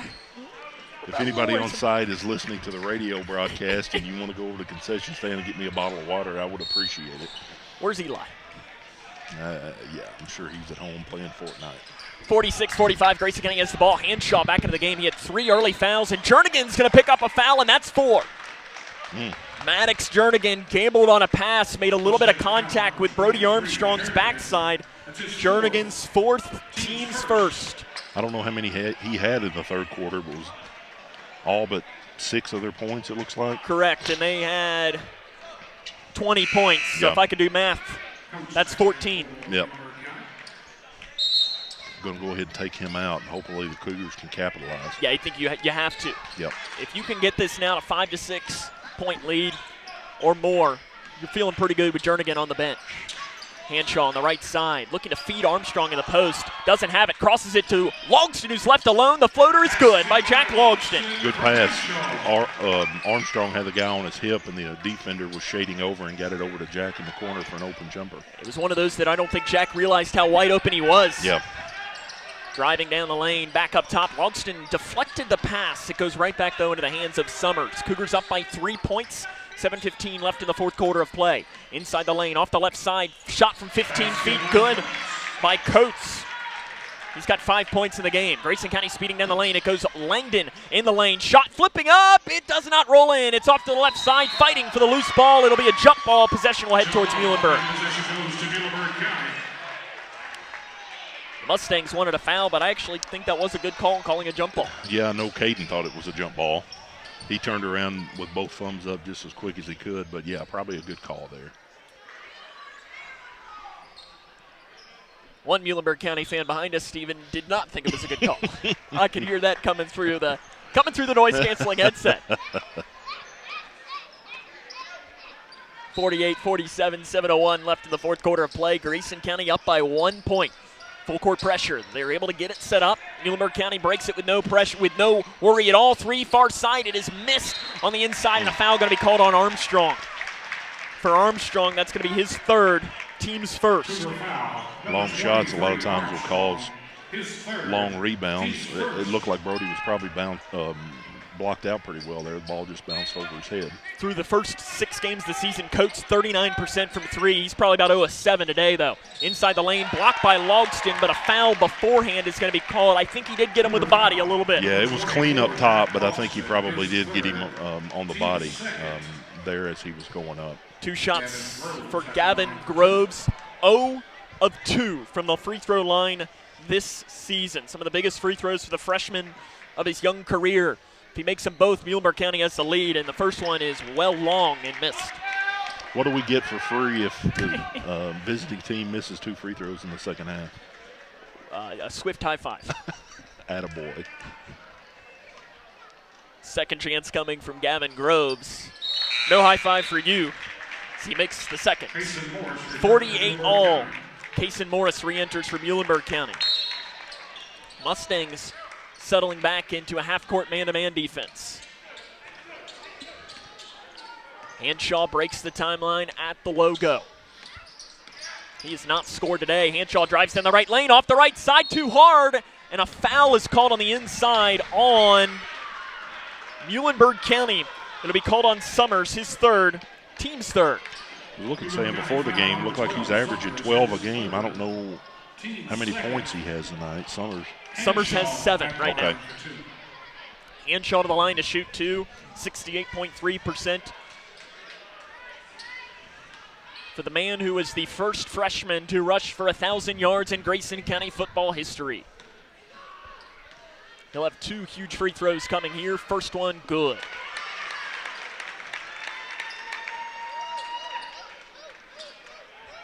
Caden's a great athlete. Yeah, he is. You could probably drop him on the golf course and he'd shoot a 72. Yeah, kick a soccer ball, and probably a pretty good table tennis player. Both free throws good. 2-point lead for Grayson County, 6.5 to go in the fourth quarter of play. A Muhlenberg County player hits the deck in the backcourt. No whistles blown.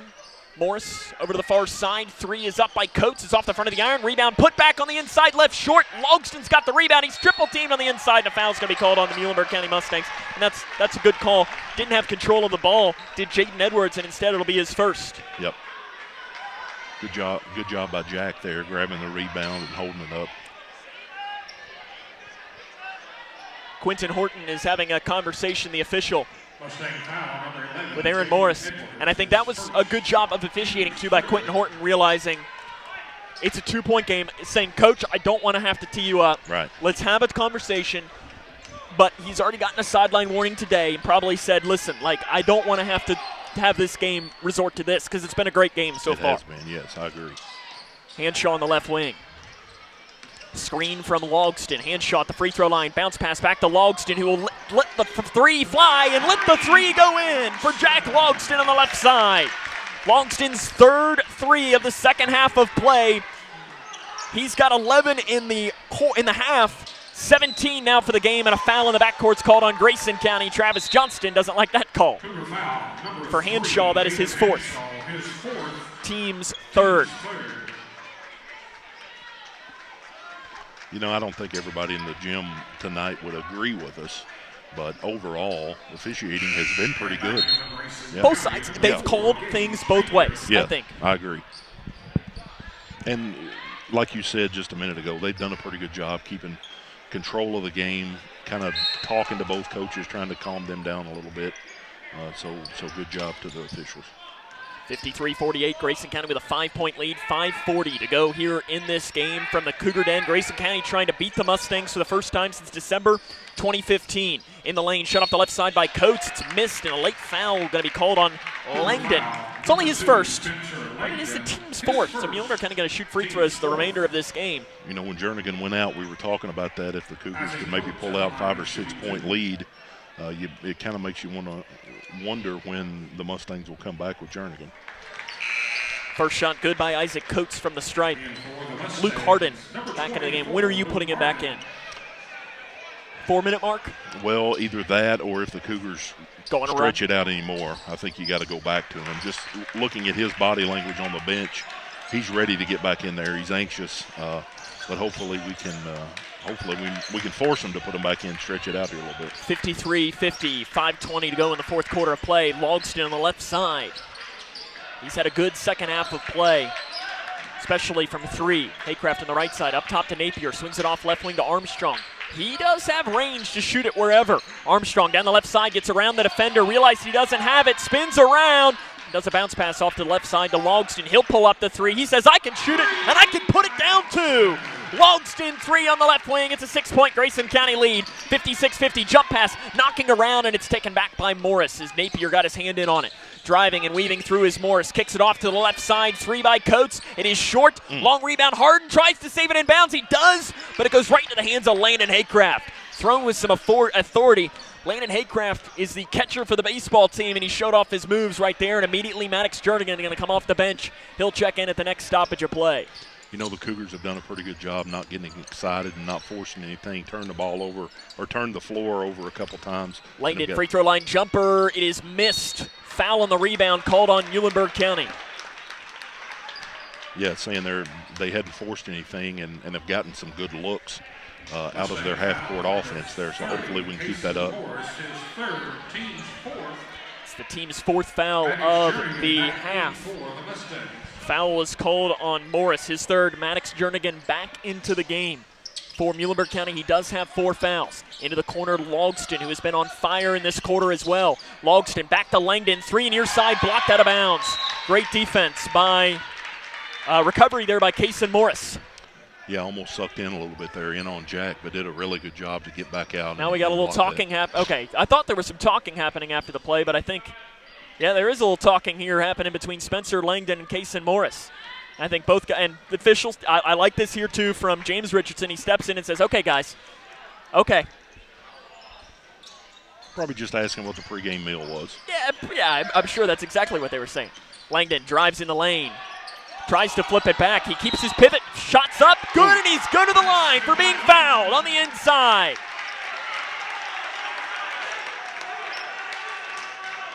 Fouls called on number 24, Luke Harden, his third, team's fifth. Langdon to the line to try and convert on an and one. Coach Johnson just looked at Spencer and pointed at his head like you got to be smart right here. Shot's good, and I would not be against taking him out for 30 seconds here. Up the far side goes Jernigan. On the right wing, Grayson County up by 9 points here with 4 minutes left here in the fourth quarter of play. Up to the top of the key, Summers pulls up 18 feet, topside, good for Jason Summers, his first basket of the second half of play. 59-52, Grayson County up a touchdown with 3:48 to go in the fourth quarter. This is one of these things, too, here where I don't want Grayson to take the air out of the ball. No. You play best when you're fast. Keep doing what you're doing. Live or die by it. In the lane, Langdon's floater is missed, but he's fouled on the inside. If that's Jernigan, that'll be 5. It is. Oh, wow. Jernigan is, no, sorry, correction, that is Harden. Okay. That is Harden, his 4th. I think Jernigan was maybe holding his breath there, too. And if anything, if you're Luke Harden, that's where you go up to the official and say, yeah, it was me. Yeah, I fouled him. Yep, start holding your hand up. Yep, it was me. So one time you want to do that. Langdon now 5 of 5 from the line today. He makes his first one. I'm not so sure I maybe wouldn't go with a timeout right here. Calm your guys down. Langdon's got 27. He'll look to make it 28. He cannot. 27 points for Spencer Langdon, though. It's an 8-point Grayson County lead. Over to the right wing goes Morris, spinning down the lane. Shot is up and missed. Rebound on the floor, picked up by Muhlenberg County, and putting it on the right side is Kaysen Morris. 6-point game, 60-54, 3:20 to go here in this fourth quarter of play. What a basketball game we've been in for here today. Grayson County's crossed that 60-point mark, 43-9 under Travis Johnston when they score 60. Bounce pass to Logston. Bodies up. Drives down, fades towards the middle, shot a little too long, rebounded on the floor by Morris from Muhlenberg County. It's a 6-point game, Muhlenberg County down 6. Jernigan spins in the lane, runs into Logston, bounce pass back up top now to Summers, drives down, dumps it off to Harden, into the corner now, driving in, off the right side, the floater good there by Morris. 4-point game, 2:45 to go in the fourth quarter, 60-56. Grayson County has a 4-point advantage. Let's see if Travis Johnston might want to take a timeout here. He's got 4 of them to work with. Nope. He will not. He's going to try and let his young team fight through this. Top of the key, Armstrong. On the right wing with 2:22 to go in the fourth quarter. Grayson County up by 4. And foul underneath called on Muhlenberg County. That'll be on Kason Morris. That's his 4th, and that'll be free throws for Grayson County. And it'll be Jack Logston, the Cougars' best free throw shooter.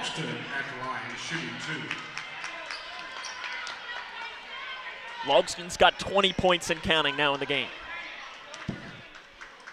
First one, good. I asked Jack's dad if he taught him to shoot free throws. He said, no, I wasn't that good of a free throw shooter. It's almost been on his mom's side.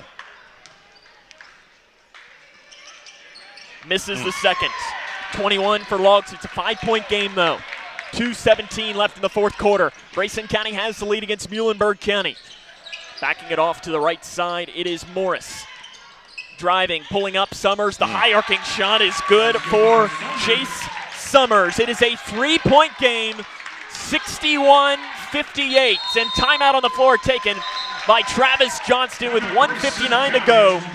We'll take it with him as this is Cougar basketball on K105.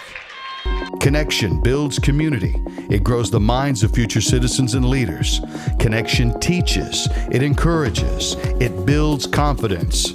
Through relationships, through partnerships, through small daily acts, through high-impact programs at all levels.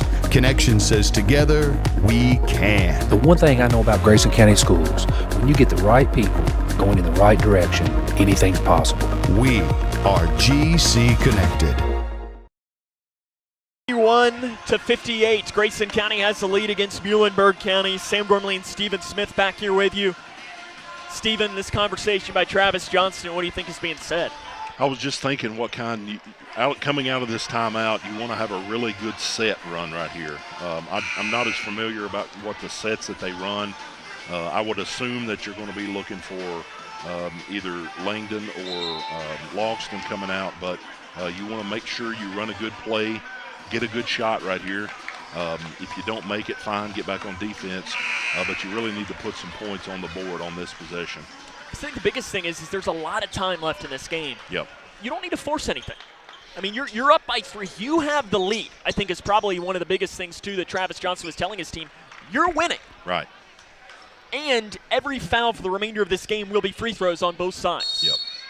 Armstrong will trigger right in front of assistant coach Daryl Meredith. And he does a bounce pass into Langdon. Grayson County up by 3, and they throw it away. It goes off of Logston's hand and into the backcourt, and it'll be over and back. Now that's probably not what Travis Johnston drew up. That's exactly what you don't want to see right there. The timeout situation, Muhlenberg County has 4, Grayson County has 3. Both teams have 30s. Grayson has 1 full remaining as well. Jernigan to trigger. He's got 4 fouls. 61-58. Summers will break the timeline. In between the circles, it's a 3-point Muhlenberg County deficit. Mustangs have won 8 straight against Grayson County. Jernigan in the lane. Backs it off and spins it around on the right side. Jernigan now drives, spins down, flip shot, left side, basket good, will go to the line. Foul called on Grayson County. Landon was doing a really good job face guarding him that time. It's called on Napier. Jernigan got a pretty good screen, came across the top, got it on the far side on the wing, and you can tell what was on his mind when he got the ball, and that was going to the hole. Jernigan to the line to try and convert. He does. Tie game. Jernigan's got 20, 61 all, 135 left here in the game. You paid for all of your seat, but you only need the edge of it, right? Something like that. In between the circles, Logston for Grayson County. Up top to Langdon. Langdon kicks it to Napier. A little ball fake for Napier. Back up top now to Logston. Thought about the deep 3. Now drives down the left side. Pulls up for the left elbow for the lead. It's no good. Rebounded by Muhlenberg County Summers. 61 all. The Mustangs will have a chance to take the lead in the game here with just about 1 minute to go. Driving down Summers, pulls up inside the free throw line. Good for Jace Summers. Here in the fourth quarter, he's been the game changer for Muhlenberg County. 63-61, 53 seconds left in this fourth quarter of play. Mustangs up by 2 on Grayson. Screen by Logston. Langdon up top, weaving through, over to Haycraft in the far corner. Haycraft off to left side to Langdon. Langdon lowers his shoulder, shot in the lane, basket, good, it'll go to the line. He gets the roll on the inside with 40 seconds to go. Muhlenberg County foul number 24, Luke Harding, that's his 5th. That's called on Luke Hardin, that is his 5th. He fouls out, didn't score. He's the defensive specialist. Yeah, and it was a foul, no argument there. Just a really good play by Langdon. Langdon's got 29 points. This free throw would give him 30. Hanshaw coming back in, probably want a little bit more ball handling right here. Be strong with the ball, because you know if we maintain the lead, they're going to be smacking. And free throw missed by Langdon. 63 all, 35 seconds to go in the game. Jernigan blows around Haycraft and backs it off now into the backcourt. Let's see if Muhlenberg County will hold for the final shot of this game. 63 all is the score right now. 18 seconds and counting. Jernigan guarded by Haycraft. And now here comes a timeout, and it is going to be a full timeout. 15.4 seconds to go. We'll take it with him. 63 all. This is Cougar basketball on K105. Are you looking for the best building materials in Litchfield? Look no further than Future Designs Building Materials. The builder's choice on Quarry Road has everything you need to build your dream home. Jim writes, I'm so glad I came to Future Designs for my new roof. The staff was so helpful and knowledgeable, and they made sure I got the right materials for my needs. Thanks, Jim. Future Designs is more than just a building materials store. Future Designs Building Materials on Quarry Road in Litchfield. FDBM.net. Hi, my name is Tara Mosley Hyde, and I'm the CEO of People Advocating Recovery. And I am also a person in long-term recovery. And when I first started my recovery journey, it wasn't always easy for me to access resources. So now you can call today at 833-8KY.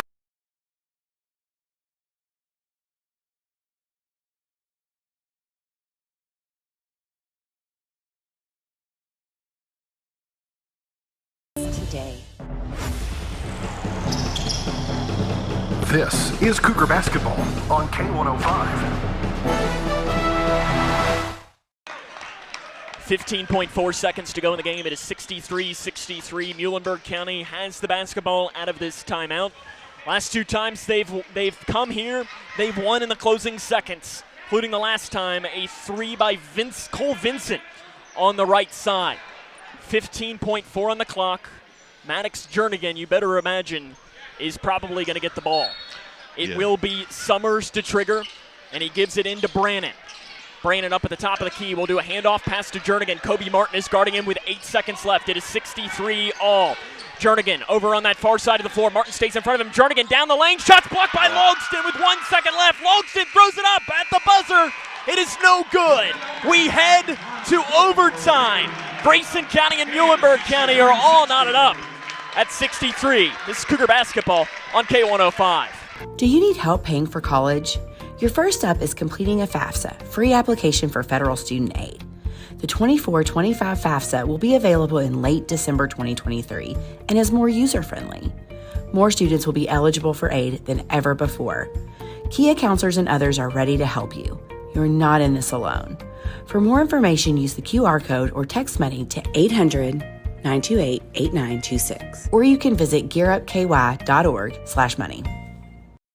Look around your home, and there's probably something that was made right here in Litchfield. Leggett & Platt is a worldwide corporation making a wide range of products, including sofa sleeper and reclining hardware assemblies here at home. A portion of your Ashley, Lazy Boy, or England furniture might have been made by one of your neighbors. Join the Leggett & Platt team today. We're a one-shift operation with competitive wages. Our motto is, we work hard so you can rest easy. Leggett & Platt is an equal opportunity, affirmative action, veteran and disability employer. This is Cougar basketball on K105. I don't know what people pay to get in here. I think it's $5, Steven, but I think everybody deserves to almost pay $5 more when they leave here today. Yeah. It's 63-63 headed to overtime between Grayson County and Muhlenberg County. I could hear Coach Johnson in the huddle. First thing he did, he was talking about the great defense that they played in that final possession there. Congratulated them, and then went into what kind of set they want to run on their first possession. So good job there by Coach Johnston.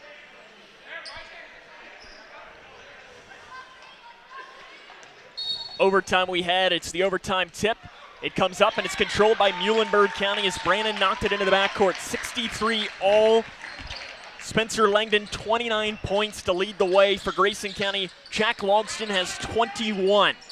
These two have played a great game. Jernigan has 4 fouls. He's done a great job not fouling. He played that last 4.5 minutes, and an offensive foul is called up at the top of the key on Muhlenberg County. And it is called on Jernigan. That is his 5th. He's done. Jernigan, right on cue, will foul out with 20 points. I didn't see it. Doesn't mean it didn't happen. No. Chase Summers trying to plead the case that he was elbowed. I don't know that he wasn't. Aaron Morris. Obviously, we're for the Cougars here, but you really hate to see their best player fouling out here. Good for the Cougars, but you do hate to see that for that kid, because played a heck of a second half.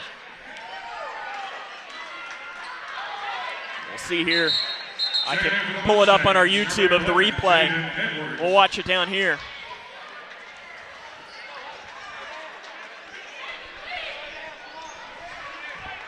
Referee called it. He called an illegal screen, was the call. It was close. It was really close. Yeah. 63-63, 3.5 minutes to go. Grayson County has the ball now. Logston on the left side. In between the circles. Logston spins down the lane and walks with it. 3:29 to go. I'll tell you what, love this energy in this building right now. Yeah, pretty good defense there on Brandon. He kept him in front of him and forced a turnover there. So hopefully the Cougars can lock down and do the same here. 63 all, 3:20 left here in overtime between Grayson County and Muhlenberg County. Summers up at the top of the key. It's a handoff pass to Morris. Free throw line jumper for the lead. He got it.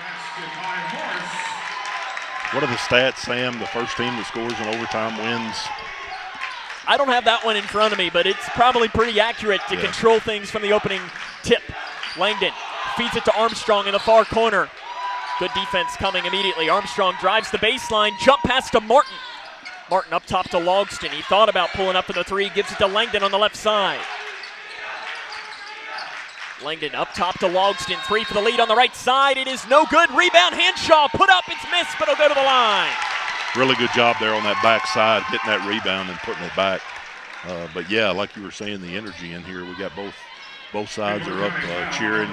Good atmosphere to be in here tonight, Cougar Den. Foul called on Edwards, his second. Hanshaw to the line to shoot 2 to try and tie this game up. First one good by Caden Hanshaw. Hanshaw just about a 70% free throw shooter. Second chance. Good. It rattles in for Caden Hanshaw. We're tied up at 65. 2:40 to go here in this game between Grayson County and Muhlenberg County. Driving down the right side. Off the glass. Summers. Shots missed, and a late foul is going to be called on Grayson County. And I think it's going to be on Logston. That'll be his 4th. It is. Logston's 4th foul. 2 shots coming now for Jace Summers.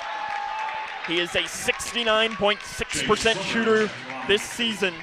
This is his first attempt of the game. He's got 2 coming. First one in and out the rim, unfriendly to the junior. After Jernigan went out with his 4th foul, Summers here has been the one that stepped up offensively. Second chance good by Summers. Muhlenberg County up by 1, 66-65, 2:28 to go. Langdon off the left block, shots good by Spencer Langdon on the inside. Grayson County back on top, 67-66, 2:18 to go in the 4th quarter of play. Summers in between the circles. guarded by Kobe Martin, who's come in and played great defense. Summers drives, kicks it off to the right side to Morris. 67-66, Grayson County on top of overtime here. 2 minutes left to go in the game. Driving down the right side, picking up the dribble, creating his own space off the right side. Basket good by Brannon. Back and forth the game goes. Brannon gives Muhlenberg County the lead back. 68-67. 1:45 to go. Left wing Hanshaw. Top of the key to Logston. Into the corner, Langdon, three. It is missed. Foul on the rebound is called on Grayson County. They're pointing at Brody Armstrong. He's the guilty party. Foul, number 23, that is his fourth. That's his fourth. 2 shots coming from Muhlenberg County with 1:37 to go. I didn't see it, don't know exactly what he did there, but you got to assume it was a foul there. Isaac Coates, 3 of 3 from the line today.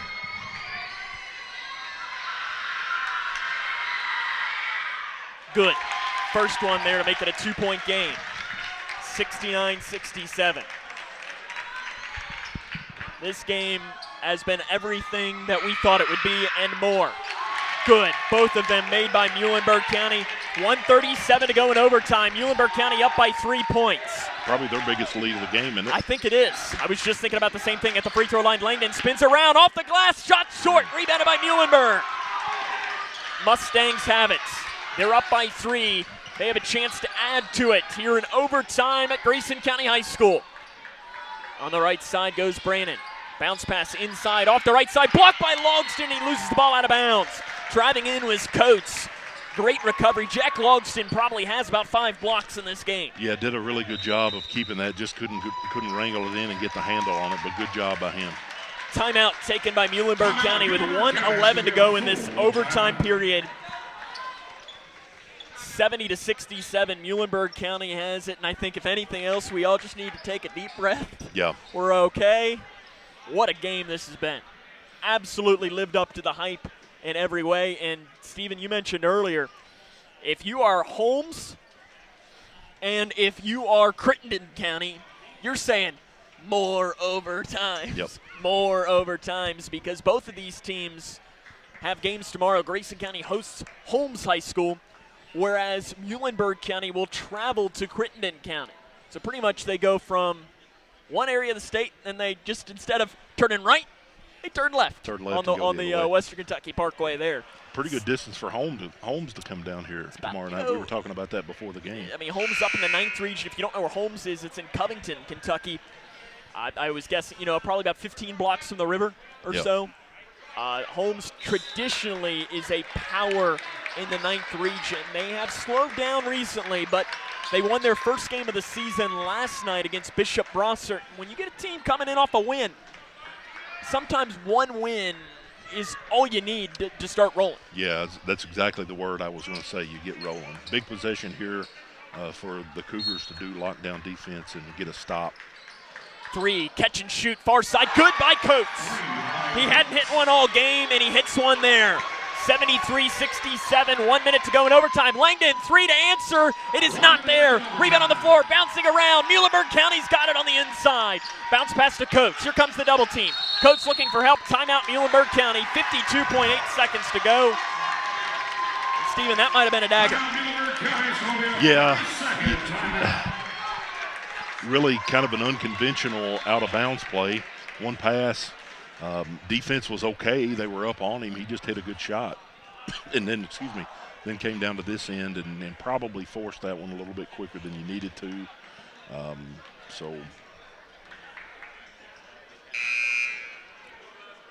But 73-67 is the game here. 52.8 left in overtime. You really can't fault Spencer. He's played a really good game up to this point. I don't know how many points you can get him with now, but pushing 30, I guess. Let's see here. You got 26, 27. He's got 31 in the game. Okay, there you go. And the thing that surprises me, looking around right now, we've got 3 freshmen on the floor.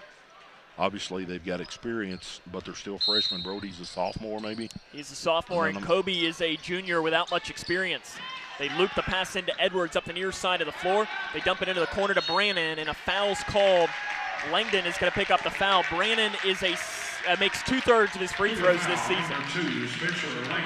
It's an interesting decision there for Travis Johnson. He's going to go for the foul and turn this into a free throw shooting contest right off the bat. Brandon's first free throws of this game. He will have 2 of them coming. For Spencer, only his second. First one, no good, short. So it turns out to be, but here's the thing. You heard Travis Johnson say, rebound this ball. You cannot let Muhlenberg get it. Yeah, absolutely. Got to box out really, really well right here. Good. He makes the second. It doesn't matter anyways. 7-point Muhlenberg County lead. 74-67, 45 seconds left in overtime. Hanshaw off the left block. Shots up, missed. Rebound bouncing around. Muhlenberg County's got it on the inside, and now a foul is going to be called on Grayson County. It is called on Caden Hanshaw. That'll be his 5th. He'll foul out of the game with 4 fouls. And to the line will be Jaden Edwards. He's 2 of 2 today, which makes him now 5 of 9 on the season. I know we've said it before, but hitting your free throws, it's a big part of a game like this.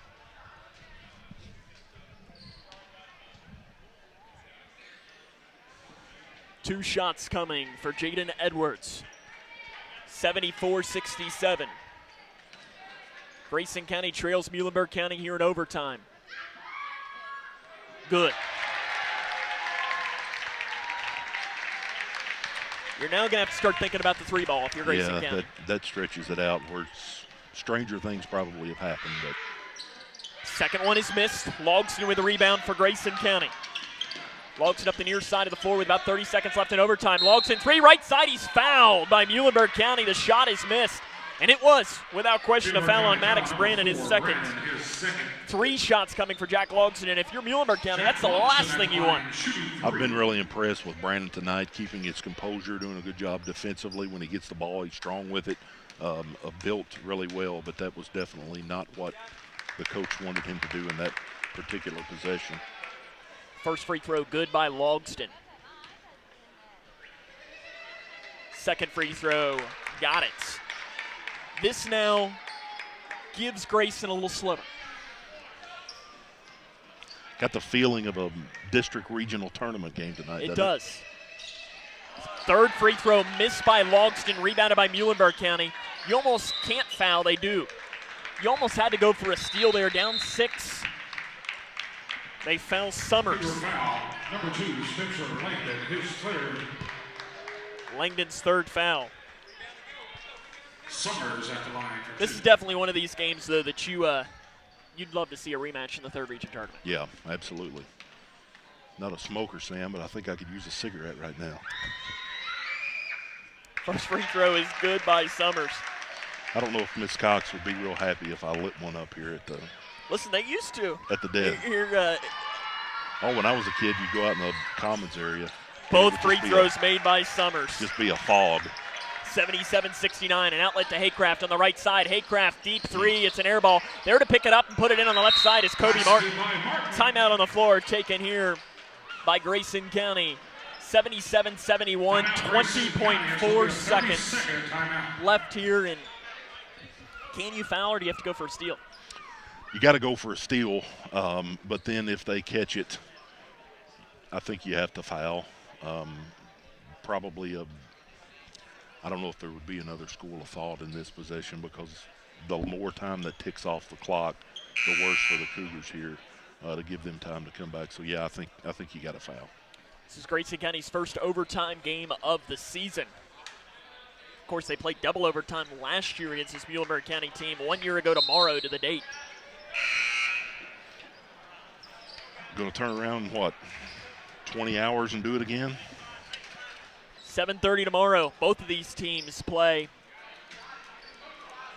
games, and both are playing teams that have only 1 win, who are hungry for W's. 77-71, 20.4 seconds on the clock. Muhlenberg's got to get it in, and they do with a bounce pass into Summers. Langdon goes for the tie-up, and they don't give it to him. Instead, they call a foul. He almost got it, but it was a good foul call. Yeah, good job going in there trying to get it tied up, but wasn't able to get both hands on the ball and ended up fouling, which it's the right thing to do. Summers back to shoot 2. And honestly, one of these probably ices it. And there it is. Yep. 3 possessions. 17.6. Unless you get a 4-point play, it's gets the shooters roll on that one. And honestly, if you're Muhlenberg County, I don't even honestly play defense here. Yeah. You don't want to foul. I mean, Langdon 3 in transition, top of the key. It's off the back of the iron.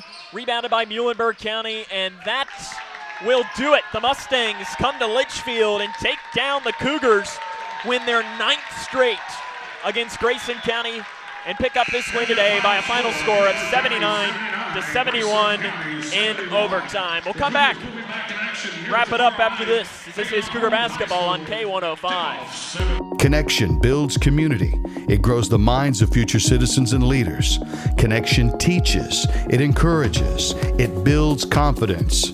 Through relationships, through partnerships, through small daily acts, through high-impact programs at all levels. Connection says together, we can. The one thing I know about Grayson County Schools, when you get the right people going in the right direction, anything's possible. We are GC Connected. For the more than 1 million people living with Parkinson's disease, the Parkinson's Foundation celebrates movement at Moving Day. A movement toward life-saving resources. Movement toward advancing research and care. Movement toward a better life. We care. We fight. We move to beat Parkinson's. Move with us at movingdaywalk.org. Here's a simple truth about higher education. If pursuing your purpose, doing what you really care about matters. If having a rewarding career matters. If a better financial future for you and your family matters. Then higher education matters. A brighter future is within your reach. Find out how at kyhigheredmatters.org. Brought to you by this station and the Kentucky Broadcasters Association. No matter what you're up against, we have your back. We are United Way. We are neighbors helping neighbors. In communities around the world, when disaster strikes, we get you back on your feet. We help children build brighter futures. We've been here for over 135 years. But now, our work is more important than ever. Join us. Join your neighbors. Join United Way. Are you looking for the best building materials in Litchfield? Look no further than Future Designs Building Materials. The builder's choice on Quarry Road has everything you need to build your dream home. Jim writes, "I'm so glad I came to Future Designs for my new roof. The staff was so helpful and knowledgeable, and they made sure I got the right materials for my needs. Thanks, Jim." Future Designs is more than just a building materials store. Future Designs Building Materials on Quarry Road in Litchfield. FDBM.net. Building on experience. Hi, my name is Tara Mosley Hyde, and I'm the CEO of People Advocating Recovery. And I am also a person in long-term recovery. And when I first started my recovery journey, it wasn't always easy for me to access resources. So now you can call today at 833-8KY-HELP and get access to treatment and other options and other resources. Call today. There is no judgment and no shame to look for help. Grayson County falls tonight to Muhlenberg County by a final score of 79-71 in overtime. Sam Gormley and Stephen Smith back here with you. And Stephen, whew, is that all we can say? Yeah, I'm just thinking, Sam, in the game, somebody's got to win, somebody's got to lose. It could have just as easily been Grayson County that got a few possessions put together there late in the fourth quarter or midway through the overtime, but the ball just happened to bounce toward Muhlenberg's way a couple times. And kudos to them. They held on strong. The Cougars kept fighting, which is what you want to see, but unfortunately weren't able to pull it enough together to get the W tonight. And I always find this interesting, too, and it'll be an interesting question that I'll ask Travis Johnson. With a game like this, is it one of those that he's happy that they're playing in less than 24 hours? or is this one of those that even you as a player, would you like to stew on for a couple of days? Yeah, you could probably take it either way. I don't know how the team is going to respond per se. You could see the benefit of both of them if you came back to practice tomorrow after he's had a chance to watch the film tonight. Maybe go over a few things, look at some specifics, but you don't have time to think about it. You don't have time to worry about it. You don't have time to stew over it. You got to come back in less than 24 hours and lace them up again. And maybe that will be the best for the team. You put this one behind you, yeah, you think about it tonight, but you strap them back on tomorrow and do it again. Grayson County will face Holmes tomorrow here at the Cougar Den. 7:30 will be the start time of that. And the Lady Cougars, they travel to Apollo tomorrow. 7:30 in that one as well, or is that a 7? Got a text today that the JV game, I thought it was JV started at 5:30. JV's actually bumped up to 5. So I guess it's a 6:30 varsity. 6:30 varsity tip-off there in Owensboro. So that'll be for the Lady Cougars. We obviously have not quite figured out the way to be in two places at once. I can't clone myself. No one needs more than one of me anyways. So we will be here with the boys for Holmes tomorrow. Coming up, though, on our 5th quarter show, we will— This may be the 6th quarter after an overtime. Correct. For a second there, I thought this would be about the 20th quarter because I didn't think we were ever gonna end. We have our director over there, Cole Snyder. I thought we were both going to have to slide our headsets off and throw them on him because we were about to— you were out of water, my drink was running down. Yeah. It would have been bad things. I guess no one was listening to bring you a bottle of water. I have to apologize to the coach for the sweaty headphones. I I'll got kind of worked up a little bit. I'll have to get a new pair out or something. Grayson County falls tonight in overtime, 79-71. We'll take a break, run down some scores from around the region after this. This is Cougar Basketball on K105. Some days are just better than others. I think you should go talk to someone. It's not that easy.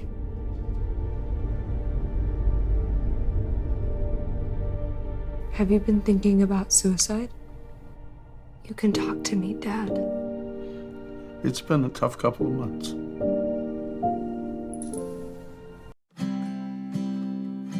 Hi, I'm Dr. Ashley Gabbard, internal medicine physician with Owensboro Health. I'd like to talk with women 40 and over about having annual mammograms, even if there is no history of breast cancer in your family. Early detection provides women a strong advantage in fighting breast cancer. Ask your primary care provider for a referral and schedule your screening online at owensborohealth.org/mammogram. The governor has declared a state of emergency, and evacuation is now underway as the storm approaches. The National Weather Service has issued a warning as it monitors the storm. Those in the following counties, therefore, should seek.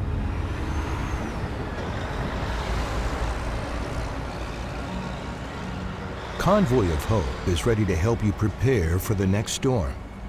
Visit convoy.org/prepare. The doctor said I had a 29% chance to find a blood stem cell donor. But I knew you were out there. And when we matched, it was the best day ever. Dear donor, your blood stem cells saved me from leukemia. Thank you forever and ever and ever. Experience the true joy of saving a life at BeTheMatch.org.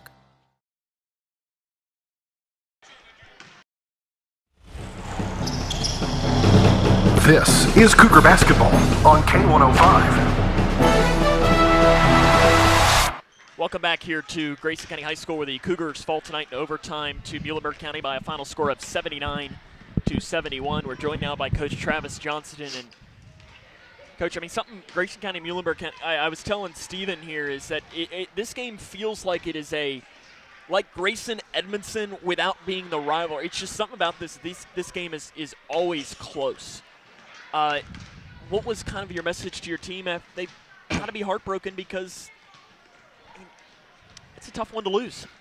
Yeah, and the thing we told them is that they have to we're too inconsistent, and some of that comes with youth. But youth is an excuse now. I mean, we're 13 games into the season.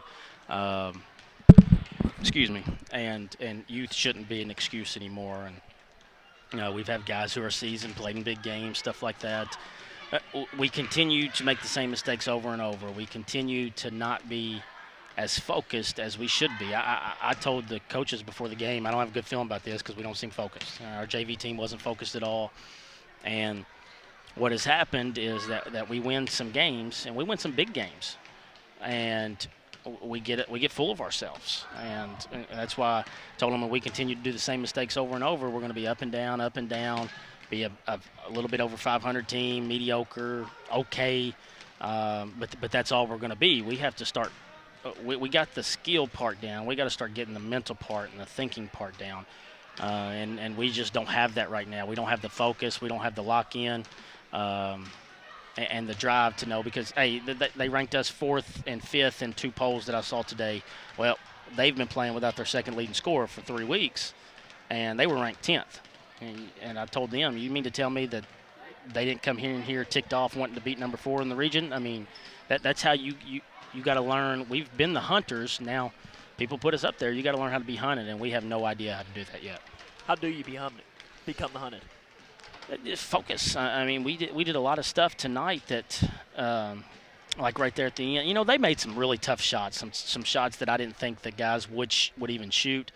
But right there at the end, I mean, we're trying to trap in the corner, and so we're saying, okay, everybody funnel that way. If they throw it over to this side, we should be able to get a steal, whatever it is. And then as soon as he catches the ball, boom, we're on it. And as soon as he caught the ball, both our guys were back. And that was their best shooter wide open for a 3, and he nets it. It's just little things like that you have to be able to concentrate on and lock in. And too much of it is worrying about what you're doing on the offensive end. You know, Jack had 23. He didn't play very good. Spencer had 31. Didn't play as good in the second half. Didn't make as many shots, and that affected those guys. And I don't know if anybody else scored very much at all, but everybody let their offense affect their defense and affect their focus. And good teams don't do that. To me, one of the plays of the game goes to somebody who scored only 2 points today, and I think it was the last 2 points you all scored. I thought Kobe, you brought him in off the bench out of that timeout to guard. You knew Jernigan was going to get the ball on that final play, and he stayed in front. I mean, Jernigan's, we touched on it in the open, one of the best players in the region. He's quick, and I thought Kobe's defense, I mean, he did pretty much everything, and Jack on the backside cleaned it up. How did you think that defense in the final play of that? Because I was getting deja vu. Yeah. It was perfect. We should have had a whole heck of a lot more energy off of that play than what we showed. It was almost like, oh, crap, we got to go to overtime, and I'm not making anything. And that was a heck of a defensive play. And by both of them, both Kobe and Jack. Yeah, we got help side. We got the block, the rebound. Everything was exactly how we talked about doing. But, Kobe, we put him in there because, Landon had been guarding Jernigan the whole time, for a long time. And just some fresh legs, and Kobe does a little bit better job of keeping his hands out and not fouling as much.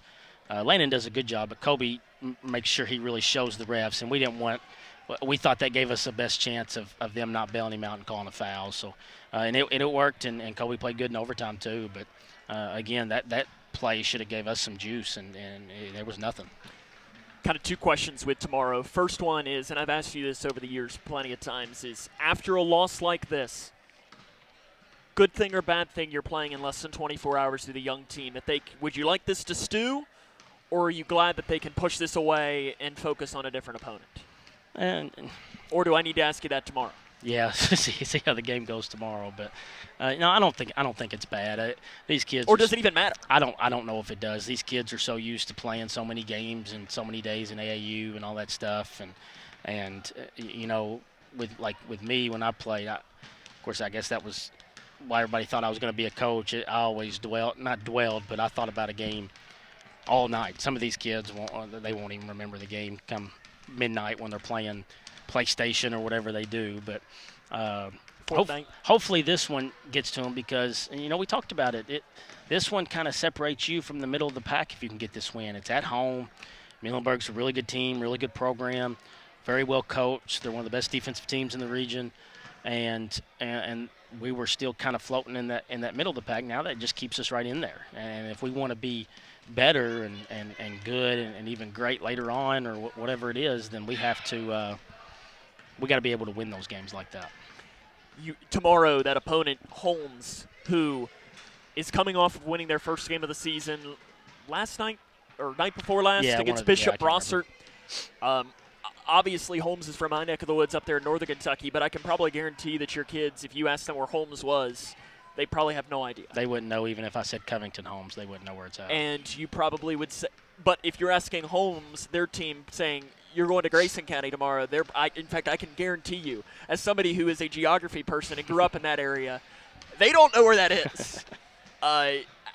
What do you know about them, and how do you not let a team that's probably feeling good coming in off a 1 win beat you?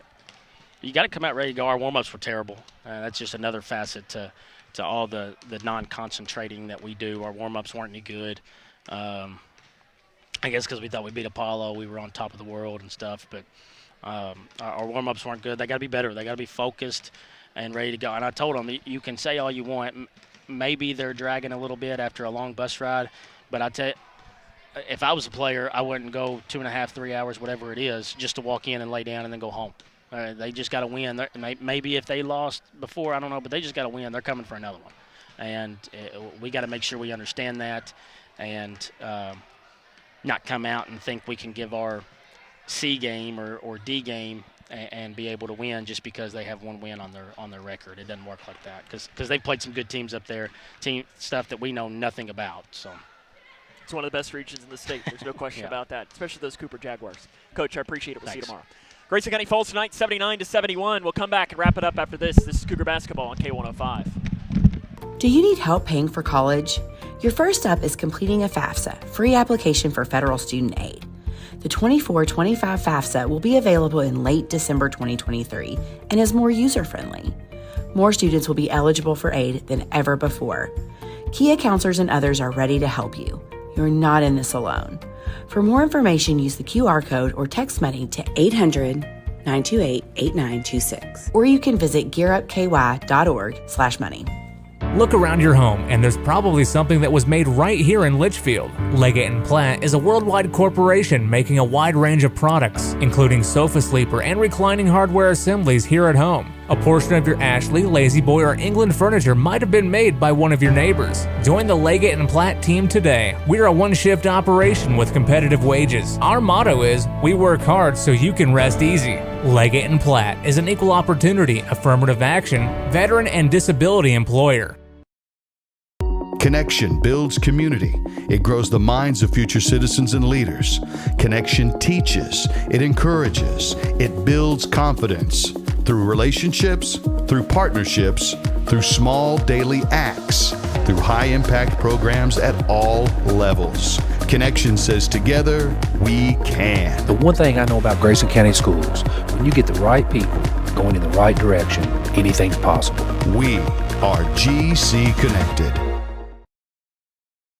For the more than 1 million people living with Parkinson's disease, the Parkinson's Foundation celebrates movement at Moving Day, a movement toward life-saving resources, movement toward advancing research and care, movement toward a better life. We care. We fight. We move to beat Parkinson's. Move with us at Moving. This is Cougar Basketball on K105. Welcome back here to Grayson County High School, where the Cougars fall in overtime to Muhlenberg County 79-71. Writing down some scores from around the region at the half. Hopkinsville leads Marshall County 29-27. Girls basketball final, Sacred Heart over Meade County 81-52. Some other scores to bring you. Owensboro Catholic and girls defeats Whitesville Trinity 77-33. And we'll have to scroll through here. Davis County defeated Ohio County 74-68. Final score there. 76-68. LaRue County defeats Washington County. That is a boys basketball score. And that appears to be most of what we have to bring you right now. Again, your final score, 79-71. Grayson County falls to Muhlenberg County in overtime. We'll come back. Wrap it up after this. This is Cougar Basketball on K105.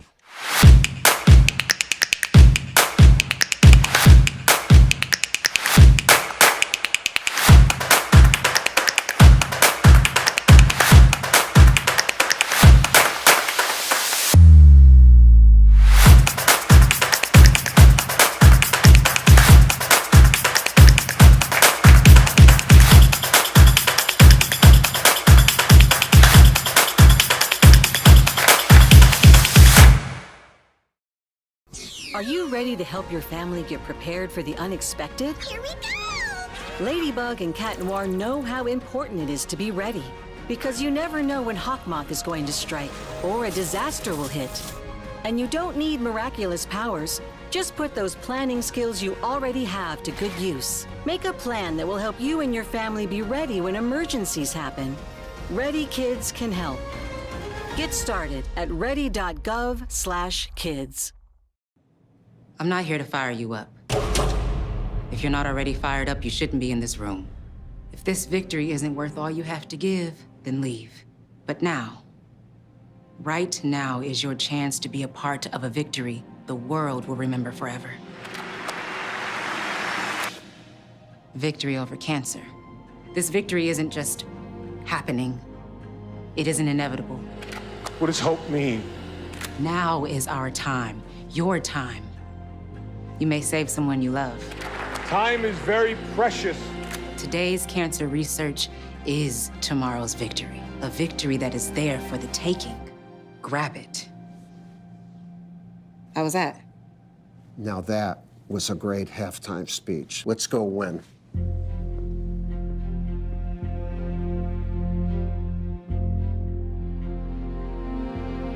Don't give up. Don't ever give up. This is Cougar Basketball on K105. Welcome back here to Grayson County High School, where the Cougars fall 79-71 in overtime to Muhlenberg County. Sam Gormley and Stephen Smith back here. And Stephen, final takeaways from this game is it's a tough loss. Yeah, we were just looking there, kept track of the score. No doubt that lead there at the end of the game, that was the biggest margin that either team was up. Of course, got a foul there at the end and didn't make any shots. But everything that you were talking about before, I wasn't aware of the. I guess you could call it a rivalry. The emotional, high-level games that the two teams have had over the last couple of years. But like we said, somebody's got to win, somebody's got to lose. You just hate to be on the short side of this one. Running down the scoring from this game, first for Muhlenberg County, 20 points for Maddox Jernigan to lead the way, 18 from Jay Summers, 12 from Isaac Coates, 11 for Kaysen Morris, 7 for Maddox Brannon, 6 Jaden Edwards, 3 Gavin Groves. For Grayson County, 31 for Spencer Langdon, 23 from Jack Logston, 7 from Brody Armstrong, 4 each for Caden Hanshaw and Landon Haycraft, and 2 for Kobe Martin. Grayson County will be back in action tomorrow as they host Holmes High School. Here, 7:30 will be the official start time of that game, so our coverage will begin at about 7:10. Same time, same place here tomorrow. This guy, though, I think won't be there because she's playing in a game tomorrow. I've got a little girl that'll be in Owensboro, and I probably ought to go with her. You might need to send me some updates from that. I could definitely do that. Look at that. We can help each other out that. So when you get updates from the girls' game, you know it's more than likely coming from that man right there. That'll wrap up our coverage tonight. I want to thank the K105 Digital Productions crew for their hard work today. Your camera operator was Abby Howlett, and your director was Cole Snyder. So on a night where Grayson County picks up or falls in overtime by a final score of 79-71 to Muhlenberg County, for Stephen Smith, this is Sam Gormley saying, so long, everyone.